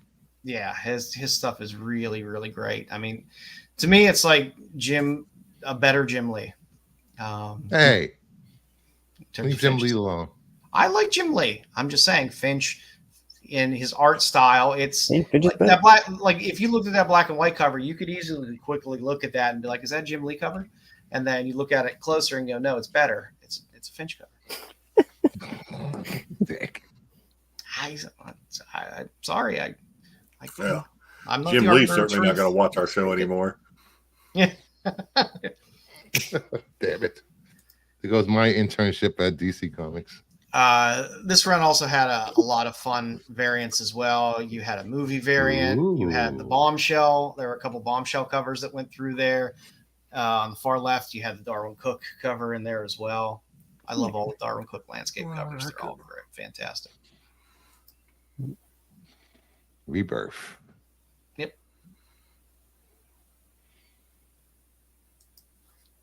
Then we start to get to Jenny. Jenny did a ridiculous amount of Wonder Woman covers. Yes, she did. And they're all good. They're all good covers. But man, there are a lot of Jenny. I knew there was a decent amount of Jenny Frison Wonder Woman covers. I didn't realize just how many she did, because she has a lot, especially in this run. and they're all really, really good covers. It's some really good work. Yeah, they're not all derivative covers. I feel her Ivy stuff when she does Ivy covers, they all kind of feel about the same. Her Harley's kind of started to feel that way too. But the Wonder Woman stuff is a lot of fun. When I look at Frizen, I immediately go to the eyes. I don't know. I can't be the only one. I immediately go to the eyes. Yeah, she's good. They're more pronounced than him. Yeah. I like the one on the far left there is a Frizen too, which is a slightly different Frizen. I had that one for a Frizen cover. I think I sold it. I like the one on the right. That's true. I like Finch. I love his Moon Knight stuff was ridiculously good. You're right, Zaggy. He feels like he has the similar style to Lee, but I just feel his stuff is a lot cleaner. You had some Art Germ stuff out of that run as well. Everyone loves Art Germ. Had to throw in some more Frizen just because they're good covers. It was hard to edit myself when throwing in Frizen stuff. Are these other two Frizen there with her smiling there? Yes. Yep, I know the two on the outside. I get the one in the middle looks like Frizen too. I had the two on the outside at one point. I may still have the one on the left. Yeah, the one on the right was $750, which had like fucking 12 covers because they did like each era of Wonder Woman, and then there were a bunch of other variants. Yeah, the smile's a little off-putting to me. That's all. You got a Ross there. Ross just draws. Ross is great heroes in general. Beautiful. On the far right, you got a decal there on Wonder Woman. What is it? 758, 759. Mm-hmm. So for you decal fans, you can get your Wonder Woman fix there. And Middleton. Can't go wrong with Middleton. Middleton just draws beautiful things. That's all I got to say. Between his Batgirl covers and his Wonder Woman covers, I'm all in on Middleton all the time. And just kind of a mix of things there. In the middle, one of my favorite artists, Jasmine Darnell, did a variant on 797, which is still one of my favorite Wonder Woman covers because I get Wonder Woman, Yara, and Mary Marvel all on the same cover. Mm-hmm. And on the right, of course, we get Wonder Woman 800, where we get our first Trinity. Yay. Which takes us into the current series where we got we started getting Tedesco did a lot of covers in the initial current run of Wonder Woman, but you get an Art Germ in there for number one. You get a Scalara in there, which is almost, if you overlay the Frazetta, this is based off of a Frazetta image. Mm-hmm. It's very, very close. But on the right, you get some fun Tedesco covers through this run. Wait, go back. Stop, Joe. Don't say it, Joe. Oh, I just want to know, like, it's funny because you see her in the one in the middle riding a tiger, and the question that doesn't pop into my head is, why is she riding a tiger? But then you see the one on the right, her riding a kangaroo, and immediately the question pops into my head, why is she riding a kangaroo? Because on Themyscira, they have kangaroos that they ride. Oh, that's for real. Okay. Yes. Wasn't in the movie, so I didn't know that. Okay. And again, that current run had some fun covers in it. They're only on issue 15 now. It's 15. Coming out, so it's still pretty early in the run. Just some other fun crossovers and other Wonder Woman books. The Superman Wonder Woman had some fun covers in it. I love any of the Batman 66 or Wonder Woman 77 covers are always fun. On the far right, you see that one that I showed earlier that I have the Superman Wonder Woman, the Darwin Cook landscape. Yep. You had several Trinity series, Trinity being Superman, Batman, and Wonder Woman.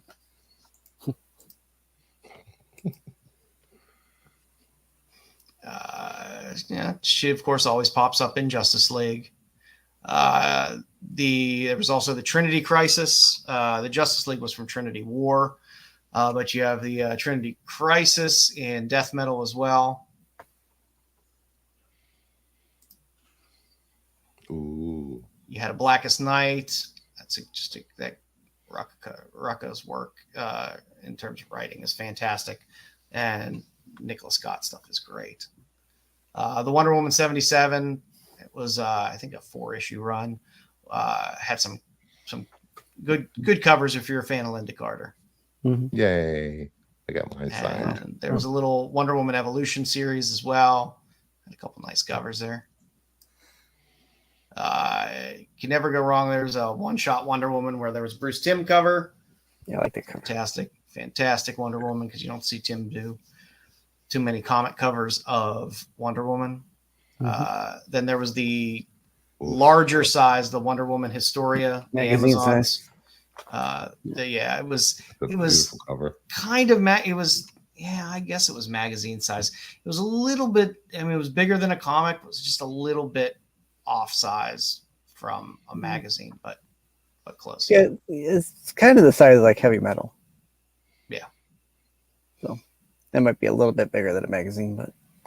And then you got some fun one-offs. You got your Legend of Wonder Woman, where you had some fun little just garbage 80s DC stories. The Merman. You have her showing up in some Brave and the Bold. The old Superpowers, that had its little run through DC, a little 5-issue run, which is fun. Mm-hmm. The DC Superhero Girls. There was a Wonder Woman Day book as well. It was a free book with Wonder Woman on the cover. And then you had your Wonder Woman Black and Gold, which had a ton of really good covers in it. I love the Warren Lau, the first one. But that Rose Besh, for Rose Besh, that one in the middle did really well.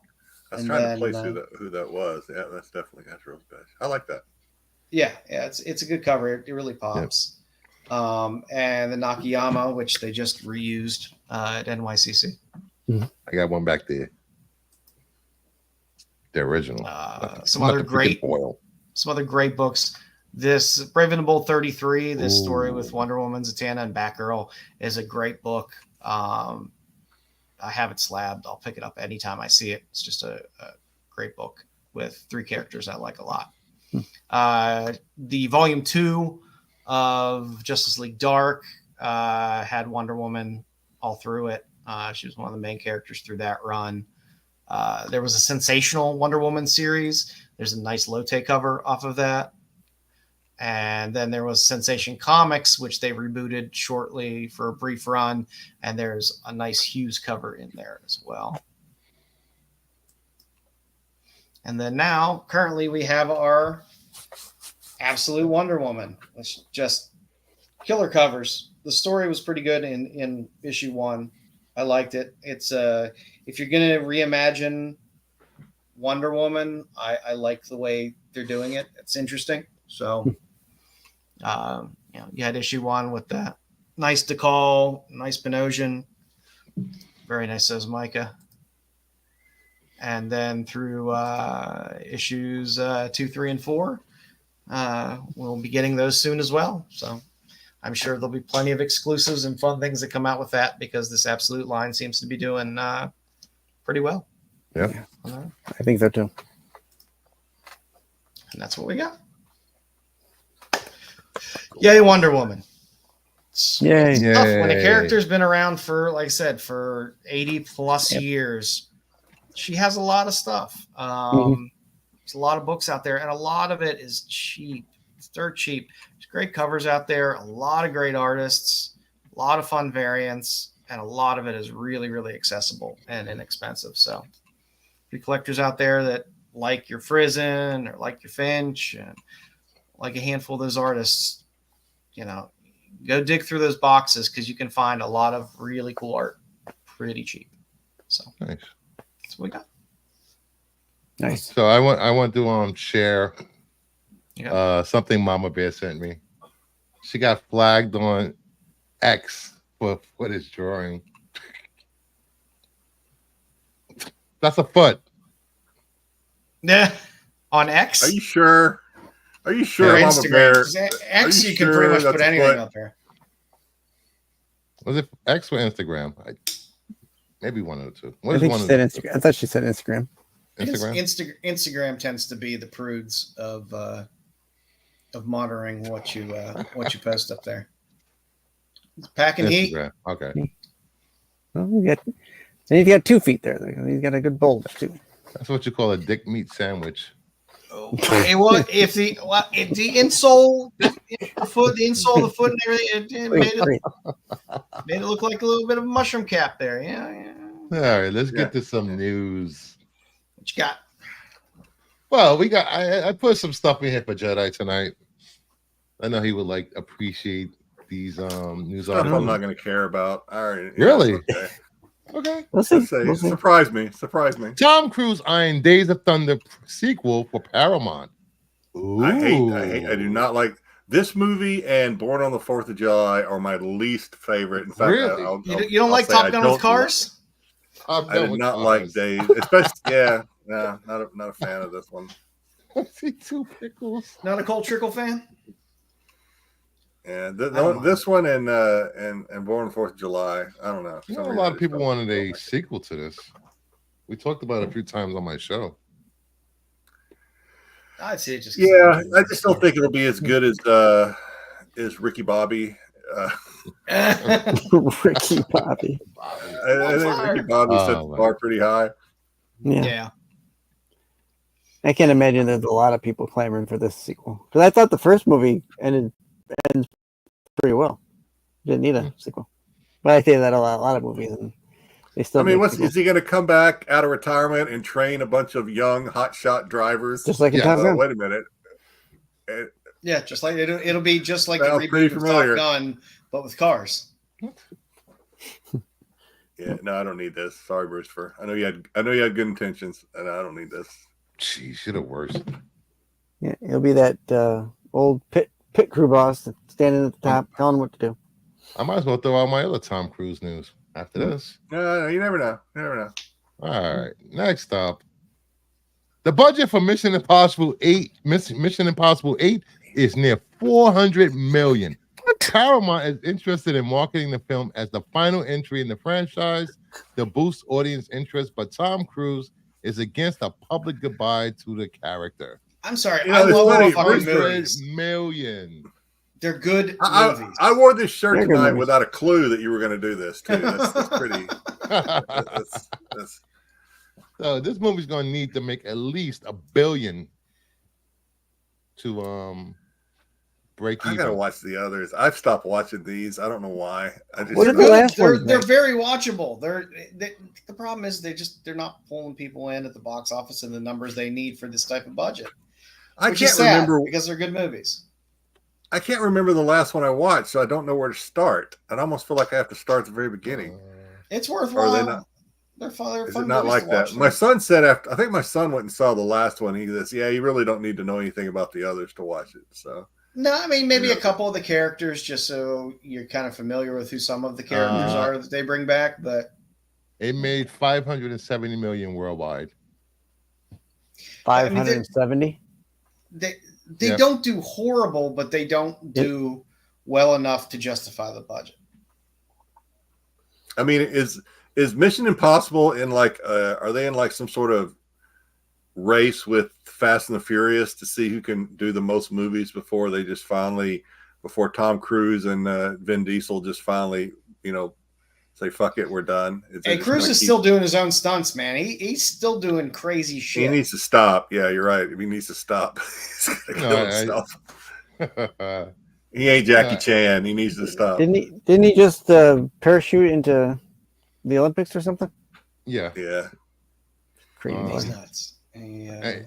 I don't know. It's I think the last one was one of the lowest box office for a. But it was a decent movie. It wasn't bad. It wasn't a bad movie. And the last one that had what's his nuts in it? It was just a bad year for sequels last year. This Indiana Jones, Superman. Oh, Henry Cavill. No. That was a couple ago. Yeah. That was a couple ago. Jeez. That was a couple ago. Jesus. All right. That's the last one you saw, isn't it? That was still, I didn't see that one. I haven't even seen that one. Ghost Protocol or the one after? I guess I got shit to do this weekend. Like All the right. first one is so, still too. my favorite out of all of them. I still love the first one. First one is great. It's a great movie. I love Mission Impossible. Right. I love the TV series. Mhm. I'm just a big Mission Impossible fan. Yep. So, But like I said, Which it's not one like is the Fast one and that had Furious the- where it's just ridiculous. Which one's the one that had the sexy Indonesian girl in it? I think she's Indonesian. Is that Yeah, I don't 2 or know. 3? And she got injected. I don't think it was with, 2, like, so it some had to be sort of- 3 then. She got injected with something, and he had to go find the cure or some shit like that. Yeah. Huh. Mhm. I think that's the last one I watched anyway. Well, now you got Okay. some movies. Now you got some movies to binge there. Yeah. Was that his impossible mission to get her injected? Oh, jeez. Oh, he Hot injected beef- her. a hot beef injection? Yeah. Yeah, I don't know. Like I said, they're gonna have a lot of trouble continually justifying that type of budget for these movies, but Yeah, that's ridiculous. they are good. They are good and enjoyable. I enjoy watching them. Well, I think half of that budget is probably on his Stunts. his Practical insurance stunts. because Insurance, he's yeah. hanging off freaking buildings and airplanes and helicopters. Planes, And, they're taking off, and yeah, it's nuts how. I mean, I give it to them. It makes it. You think the church would be like, Tom, stop. Yeah. You're our bread and butter. Stop. Well, I'm It's like pretty I sure got he's Xenu. leaving- I got Xenu on my side. I think they get he could 25. be he could be leaving all his money to the church. Probably is. Crazy. That's what Probably. a lot of people do, leave their money to the church. Mhm. So, all right, Especially next that story Scientology. for all you horror fans. That's Horror me. fans. First Horror. look at the Pinocchio Wait, horror movie set in the Winnie the Pooh Blood and Honey Oh, God. cinematic universe. Robert Englund has also been cast in the film, leads up to the team-up movie Pooniverse Monsters Assemble. First, Yeah, that's what it's called. Pooniverse. The Pooniverse. All right, that's copyrighted. That's been done in the fine art of pornography already. Yes. Somebody has Oh, has God. Pooniverse copyrighted on. Yeah. If you haven't, well, It is that might be that might be a different poos. spelled wrong. That's POON, not POOHN. Yeah, spelled differently. Oh, All people right. have been enjoying these Pooniverse movies on Blood and Did Honey. anybody watch? Has anybody watched Blood and Honey and Blood or Blood and Honey Part 2? I watched No. Part 1, and I watched the trailer for A lot Part 2. of and I'm people. like, I haven't watched 2, but people said Part 2 is way better than Part 1. Really? Had a All bigger right, budget. I'll check it Because out. the budget budget. goes up. You know, they I make a watched good part- amount I- of money, and budget Yep. goes up. I watched the trailer, and all I saw was the boy. Who's the boy They both whining? He was just whining. Yeah, I they do want to both see the sucked. Bambi one. The first one wasn't good. The first one was not good. It was the first one was so bad it'll probably be a cult classic one day. That's how It is bad a cult classic. Yeah. But again, No, thank you. horror, you can make it on a shoestring budget and make 5-10 times your Not as budget. bad as Velocipaster, but it's pretty bad. Yeah. That is a great What? movie. Pastor's fantastic. So we're gonna have. We already have Blood and Honey, Blood and Honey 2. We're gonna get Bambi: The Reckoning, Peter Yes. Pan's Neverland Nightmare, Pinocchio Unstrung, and then that leads into the Monsters Assemble movie. Isn't These the are all Steamboat? straight to. Go ahead, Styx. Isn't Steamboat Willie in that? No, No, it's a different company, or They should just rename it different Universe. The IP expired. Isn't shit? Now these are theatrical releases, I believe. These are theatrical. Yes, Really? Blood and Honey. Because, Blood and Honey 2 was in the theaters. Yes. Oh shit! I didn't know it. that was a while ago. Let's see how much what it did. They both made money. That's You know, crazy. Pinocchio is killing somebody. It had or a doing budget something. of $1 million. It made 533,000 domestically, Jones. and then internationally made $7 million. Ah, so it made money. Okay, cool. Yep. Yeah. All right. Has anybody seen anything about Pinocchio yet? No trailers, nothing's out, right? Just a still, right? Just Okay. still. Does he? Let's. No way we'll remember this 6 months from now, but he's going to do something either very grotesque or very naughty with his I nose, knew you were right? going to go over there. I knew He's gonna. It's going through somebody's eye at some point. All right, so your money's on just gross. He's going to kill somebody with it. He's not Normally gonna, does. we're not going to have a Evil Dead scene in the woods where he's not going to be eating at the Y, and then the nose gets bigger. Okay. All right. One can only hope. All right. That's how Geppetto died, through that nose. Hey, Pinocchio, lie for me.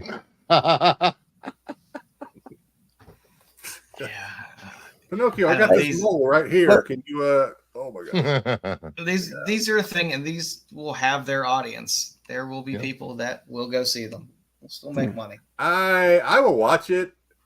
In fact, after hearing the glowing reviews from Leftover Zaggy about how good Pinocchio 92, I might watch. It's out on streaming. I might watch it. I'm not going to watch it in the theaters. No way. There's a Mickey Mouse horror movie on. Was it on? Yeah, on Hulu or Paramount. Yeah, that's the one that came out right after or shortly after the. I mean, the budgets on those are so low and so bad. Somebody's parents financed them. You have to set your expectations. I think the Steamboat Willie one, or whatever the Mickey was, I saw the trailer. It reminded me a lot. That's probably why I didn't watch it. It reminded me a lot of what was that? Five Nights at Freddy's. Yeah. It didn't have that budget. I'll tell you that much. The trailer looked a little more like maybe a half step up from a haunted house.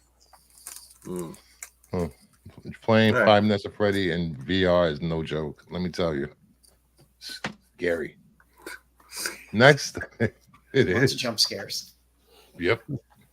Next up, we have Snoop Dogg said he was working on a movie inspired by his love for Planet of the Apes, but with a twist. Just imagine it was dogs instead of apes.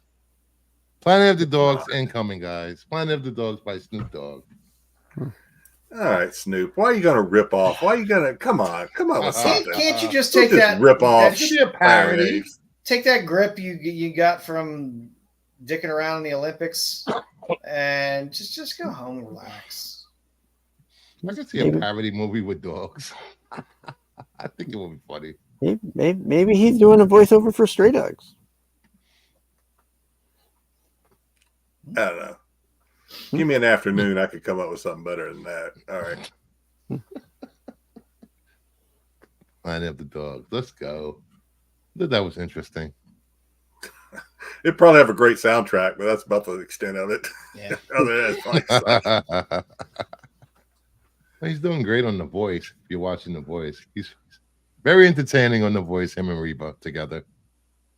He's entertaining with Martha Stewart. He's an entertaining guy, and he's a Steeler fan. Put Snoopy with a white girl and the white woman. Oh, jeez. He kills it.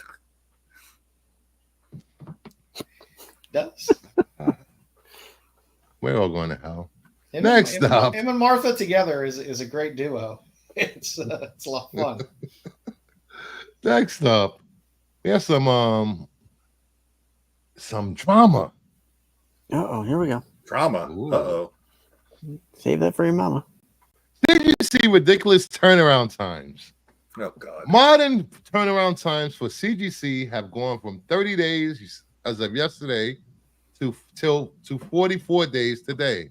Are they underwater? Went from 45 days to 65 days. Their area got hit pretty good. Yeah, their area did get hit pretty good with the storm. So nobody's really brought that up. I don't know how hard their specific area exactly where they're at was hit, but that area got hit pretty bad. Bruce wants them out there floating on a pontoon, grading his shit. He ain't buying that shit. From my inside sources, from Florida, apparently one or two of the encapsulation machines broke down, and they're still trying to catch up from all the cons, and That's why they're pushing books back so far because of the encapsulation machines being broke. Do they have any sort of guarantee? There's no guarantee on these things, right? So it's not like you get a refund if they don't meet a certain. Yeah. So.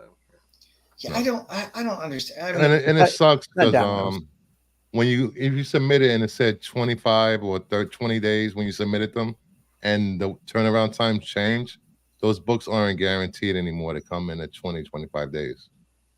Yeah.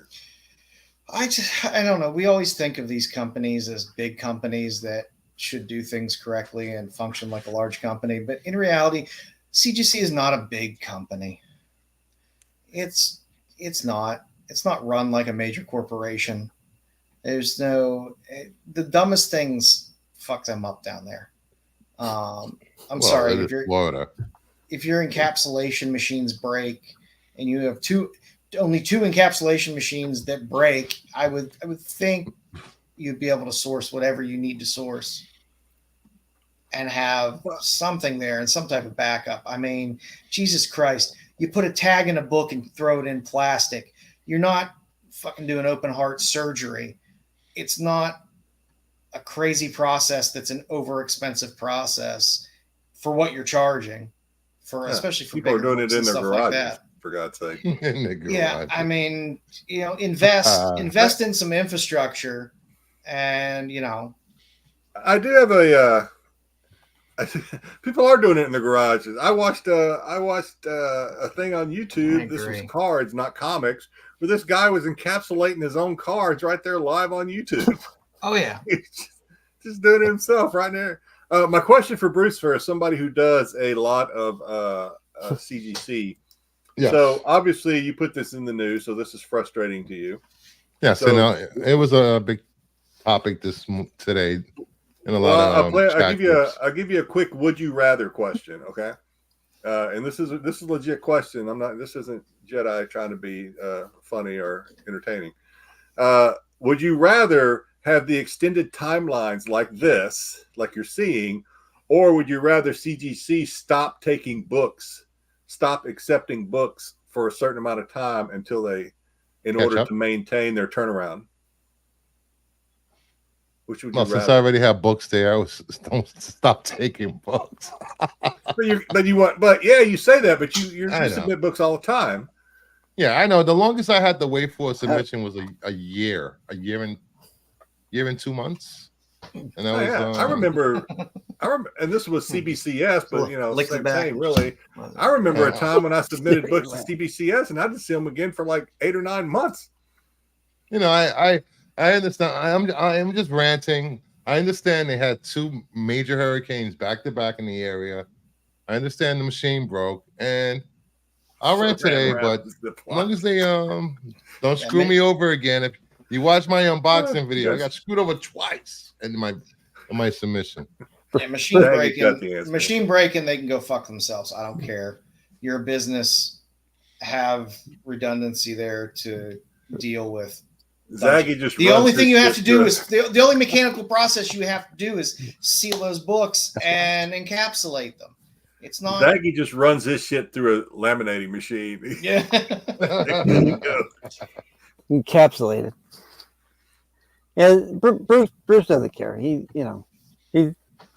guys had 2 hurricanes. That's too bad. My glow sticks didn't light up. You should have seen it coming. Is what I'm saying. That's what I'm saying. They were only closed 2 days. Come on. Yeah, but I don't know.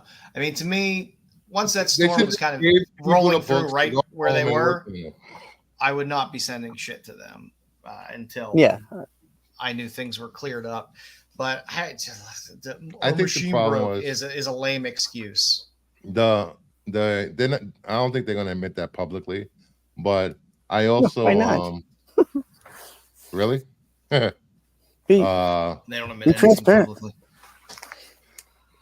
Also, what I was about to say, if they knew they had this problem during the cons and it's been a couple of weeks since this happened, why in the hell would they do a whole deal for the month of October if they were this backed up? Why? Why would they do a deal? Yeah, I don't understand why it's like, hey, let's drum up some business when we can't handle it. Yep. I mean, all this. I mean, I know they're the big game in the business, but they still run like shit. All those companies run like shit. They don't run like serious organizations and companies. It's just run shitty. Yeah. It's like those Black Friday sales, you know, something's on sale, but they only have like 4 of them. Never buy TVs on Black Friday. Those TVs are garbage.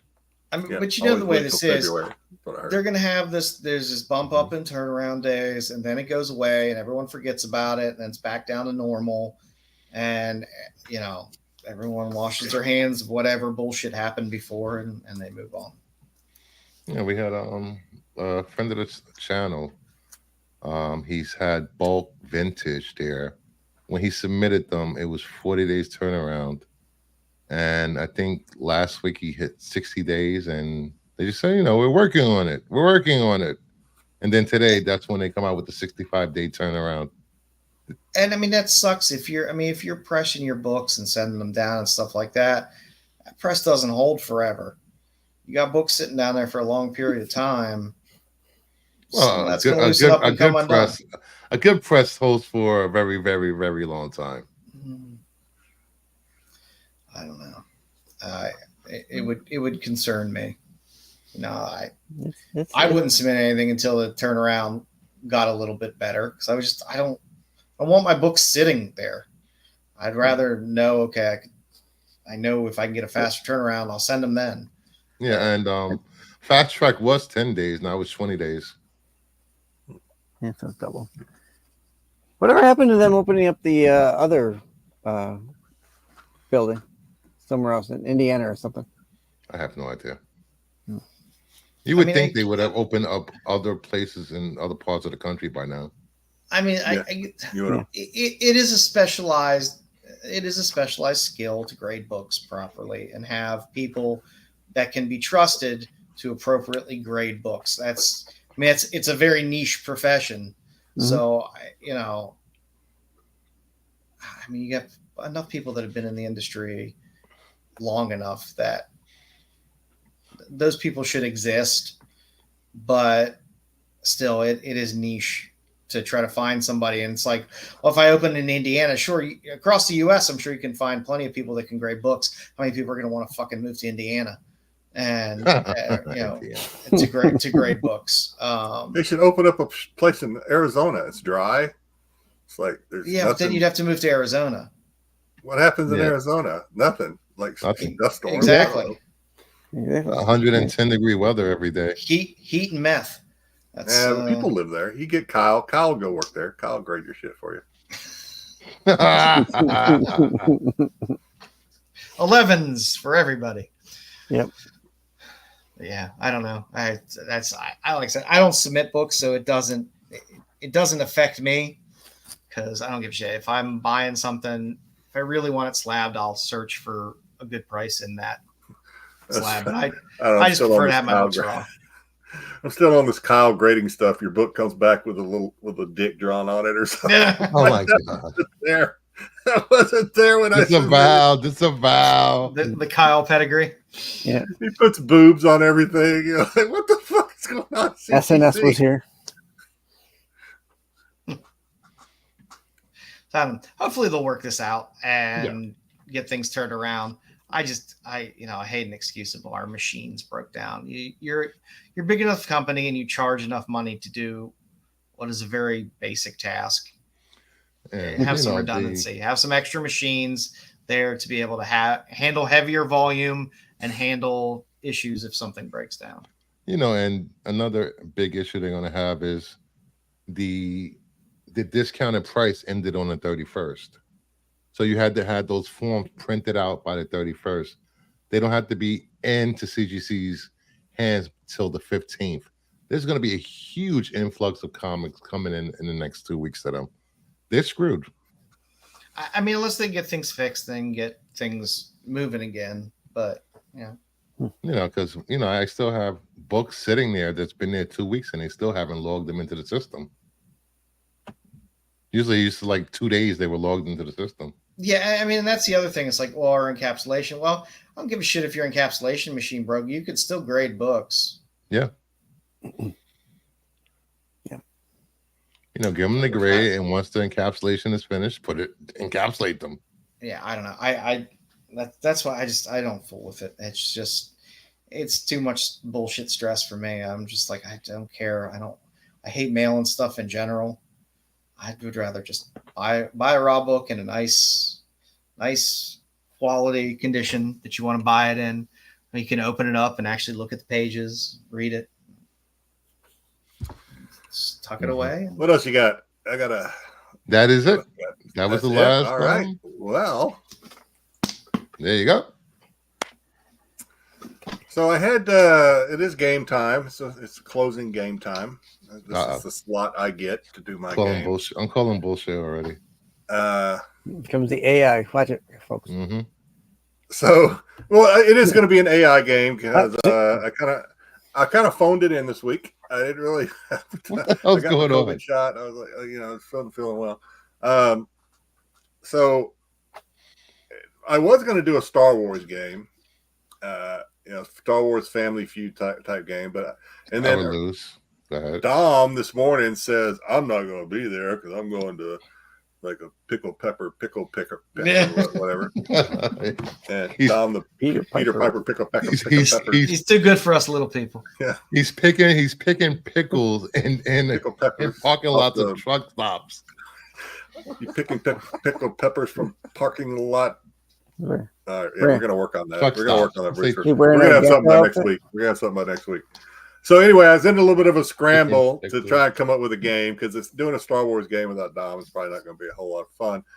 So I came up with an AI game. Where, I need to you guys versus. We did this game last week. It's the AI versus the qualified. So I asked AI. I said, "Give me the top 5." I think it's top 5. Top 5 reasons. Or no, I'm sorry. The top 5 lies Domtober would give us for not showing up for the show. Yeah. And AI said, "Well, I don't know who Domtober is," and I'm like, "Well, lucky." Yeah. Too bad Dom wasn't here to hear that. Everybody So knows. What do you mean? You don't know who I am. I'm the whole damn show. I said, "Go to IG. You'll learn all about him." AI shows up for me. So hopefully this works. Whoa, what happened? Oh, that's like that wasn't me. Was that me? No, it's our little Dom. Oh, so I kind of helped him out. I kind of helped AI out a little bit. So we're gonna play a game. The question is top 5 lies Dom gave for missing tonight's show, and I really don't expect you guys to get these. These are more for fun. So if you want to take a guess, I don't even remember what they are, to be honest. I didn't write them down. Oh, I didn't see this last week. Oh, Jedi, you look good in that ref uniform. I do, yeah.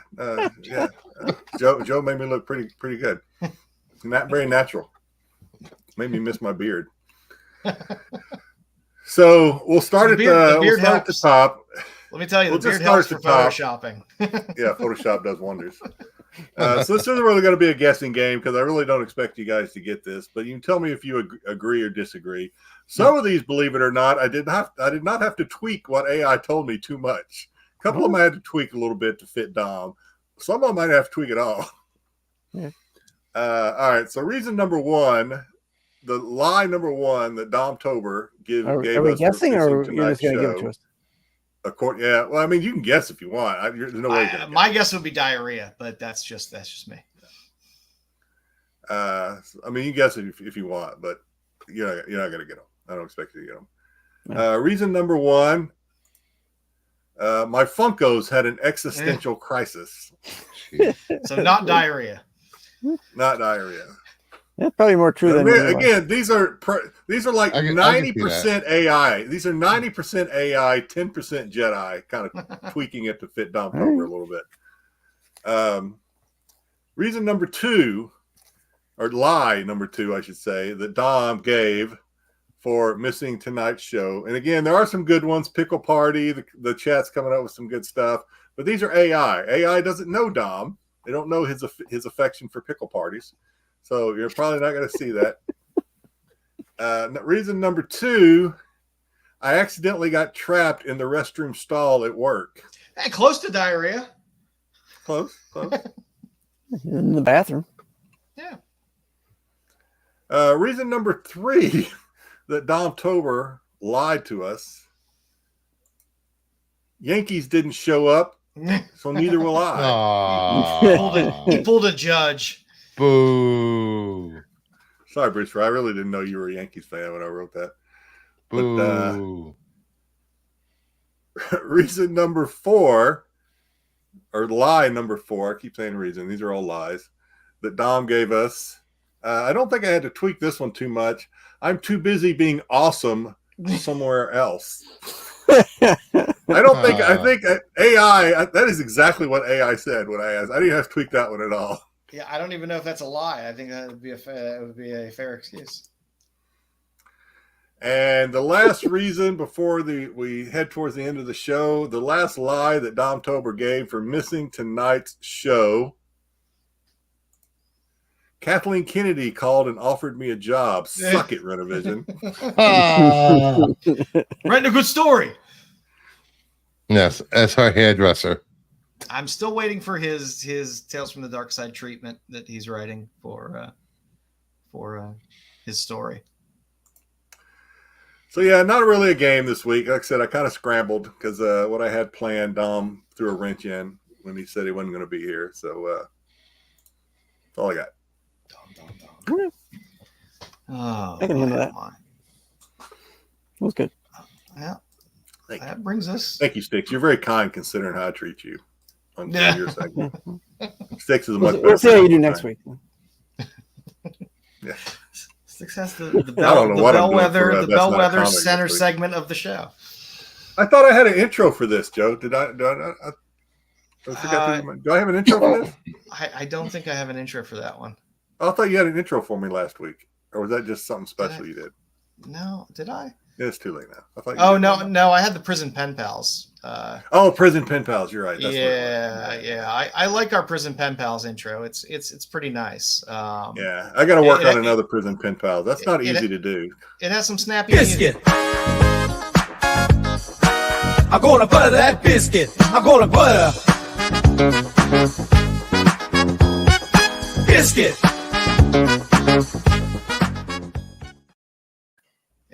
That's a good one.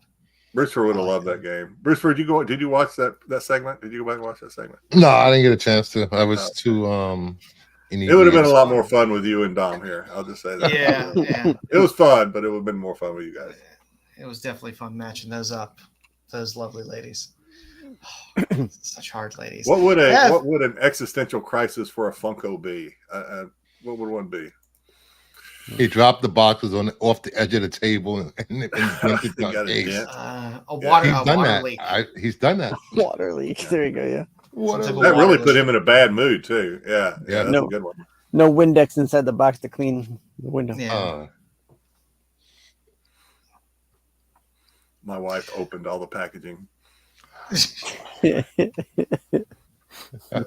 Somebody told me that better. They were collecting Funko Pops. They came home one day and their wife had taken all their Funko Pops out, put them on display, and cut up the boxes for recycling. Oh. That would have been a divorce. Yeah. Or a trip to the Huskow. Huskow. Oh, you're collecting Funko, so it's if you're married, that's about a 1 in a million chance to begin with. So that's something. I remember one time on the Star Wars show, and these aren't expensive Funkos, so I didn't care. Funko came out with that. I still have it.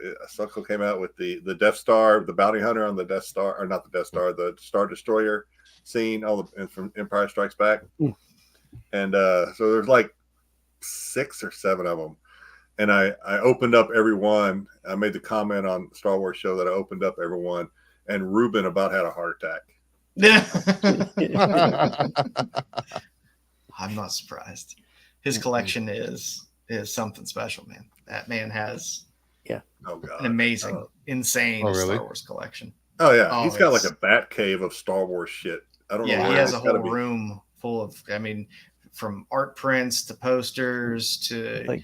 I mean, he has a bunch of unopened stuff on pegs. It's wall to wall Lucas art stuff. Yeah, he has tons of great stuff. Yeah, he has pegs hanging on his wall that they're like 6 or 7 deep of figures hanging on the pegs. Oh wow. Yeah. Pretty crazy. I can only imagine how much money is in that, because he has some rare stuff and some crazy cool stuff. Yeah, he has a lot of fine stuff today. Yeah. If you enjoyed the show today, give us a thumbs up. If you haven't subbed yet, sub up to Renovision, Kingdom Nerds, Styx, me, watch Dom's crazy IG reels, and all his unboxings of all his FET-related ephemera. If you're going to stick around on the channel tomorrow night, SNS will be there. I say 9 o'clock here, but I can't remember whether it's 8 o'clock or 9 o'clock for them, because they have the weird time 6 change o'clock for them there right now. with them. Yeah, No, I mean for Eastern time. Oh, speaking of that, yeah, the guys in Arizona, it will affect, right? Because not it's tomorrow, only going to but affect after. it's going to affect everybody. They don't have daylight saving time in Arizona. Yeah, I don't either. So it's now going to start 8 o'clock Eastern time as of next Saturday, not tomorrow. Yeah, right. Next Saturday. Because Saturday night, Sunday morning is go back an hour. Yeah, so next week for me, this show will start because this show normally starts at around 3:30 in the afternoon, Friday afternoon for me here in Hawaii. Next week it'll be 4:30, in the afternoon. Oh wow! So I'll get another hour of nap time before the show starts. It's good. That's always nice. That's always nice. Good. On Sunday, you can watch Tales of the Dark Side. I don't know what they'll be talking about, but I'm sure there's some novels and there's a handful of new books out there, comic books out there. So I'm sure they'll have plenty to talk about. Then on Wednesday, Attack Show, where Marco, Dub, and Pete go over all the newest comic stuff and streaming information and news and all kinds of fun stuff. Bruce, what you got on tap for your channel this week? Well, I got my Sunday, the other comic show, with Steelers have a bye week this week. I'm good. Good. We're gonna review some comics. We're gonna go into FOC, some video game sales. Whatever happens, then Monday, non-horror stuff on Monday Madness, and then Tuesday, we have Tuesday, the Power Hour with me and Max at 6 p.m. where we just randomly yell at each other. Which one's the power? Which one's the power bottom? Max is the power bottom, definitely. Is that live from Max's bedroom? Here is I was looking at FOC. Here is a preview book from the FOC that I will be putting up Sunday.